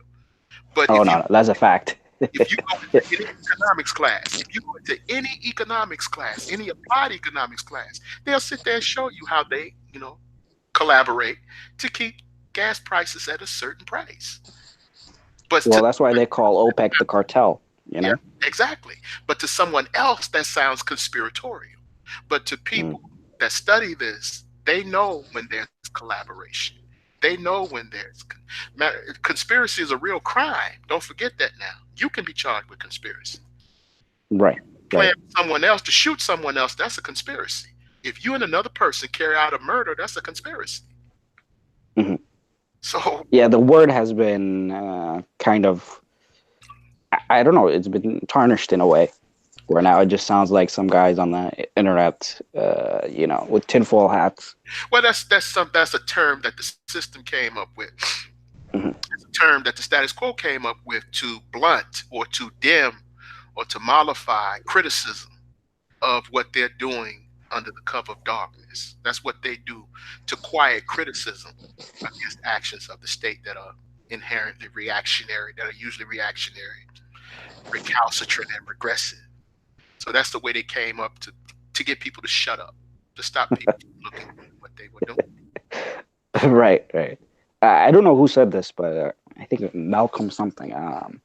Coincidence takes a lot of planning. Ah, yes. I think Bertrand Russell said something like that. Bertrand Russell said coincidence. That was one of his favorite lines. I don't think he said it, but I think he probably repeated it. But yes, coincidence does take a lot of planning. Random coincidence seems to take a lot. Right. So that's what the whole thing kind of feels like to me. It just coming in at this time, right before an election. I don't know. Could be. Yeah, because Could be, they're not be. talking about them. They made the definitive thing, about reparations. Now, Bernie Sanders, who was against reparations, I think has maybe changed his tune, but they just released his tax returns today to show he's a millionaire. So, okay, what does him have to? He's another who isn't a millionaire in the political process. I mean, who isn't a millionaire? No person goes into Congress and comes out poor. That's what I know. Exactly. So now they're talking about, oh, he's a millionaire. Okay, well, so was Mitt Romney. Mitt Romney is a millionaire. George Bush was a millionaire, or is a millionaire. His daddy was a millionaire. So I don't get it. Why would you mention that? Oh, because he's a socialist. So now they can, tout that in the press and say, "Well, you're a socialist. Why are you a millionaire?" So now that becomes a way to undo or to blemish his credibility on political issues about the poor, because they're gonna say, "What do you know about the poor? You're a millionaire." Mhm. But they don't ask that question of the president. We say, well, Donald Trump is uniquely suited to talk about the poor because he's rich. But Bernie Sanders is rich. He can't talk about the poor because he's rich. You see? Right. Well, that's all I had. I enjoyed your guys' input on this. All right.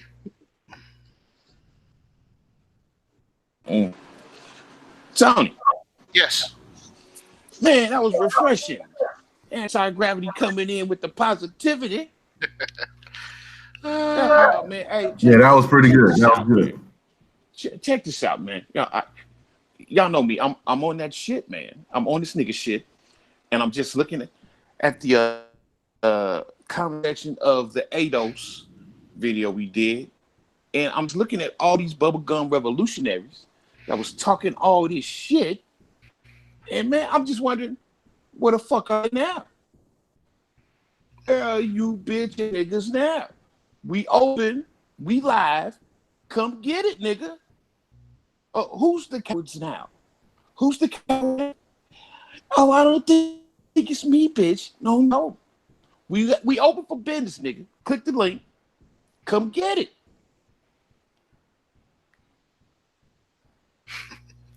Do y'all hear me? I hear crickets. Okay, that's what I thought. You bubblegum revolutionary ass niggas talking this shit. We open for business. Come get it, faggot. Well, there was one nigga that said that I wouldn't. He called me a shine. He said I wouldn't debate him. Hey, I what wouldn't the debate fuck him. Hey, it was enough niggas in there. I know see them fags see this goddamn live stream, nigga. Come get to work. I told you, bitch ass, y'all was interrupting my shit. My phone was going off while I'm at the strip, tricking on my motherfucking loot. But actually, I was tricking off Vector money because I was broke. Vector hooked me up. They interrupted my tricking You know what I'm saying? I told you bitches, man, I was gonna be next day and I was gonna give them this work and where they at, nigga. Okay. So I'm just saying, man, I'm like, you know, these niggas in there talking about shines, coons, cowards, and we can't find these fuck boys. You feel me? I'm waiting. Anything to say? Are y'all done? Are we done? Can we put this shit to bed? Can we basically say that these niggas ain't got really nothing to say? That they actually they just some fags, man. They just some fuck boy ass niggas. They ain't got shit to really add to the conversation. I think I'm going full idiocracy on them. What are you, a fag? Yeah, what are you, a fag? Look, I'm not on here trying to looting, trying to high shocker with these faggot ass niggas. Fuck these niggas. I'm going as low as I can go because they don't deserve it. They don't deserve me trying because you know it hurt for me to think, you know, above the clouds anyway. So look, I'm gonna just keep it a buck. These niggas, man. And the live stream is on. The link was in the chat. How many we got in the chat room anyway? I know it fluctuate between 55 and 45 or some shit. Okay. And we put the you know what I'm saying? Nobody came on. Well, we had one. The chat pretty much went quiet. I think. Yeah, when Anti-Gravity came on and y'all was talking some sense, you know what I'm saying? Everybody kind of quiet. Yeah, the 45 watching now off. I think it's just the feds watching now.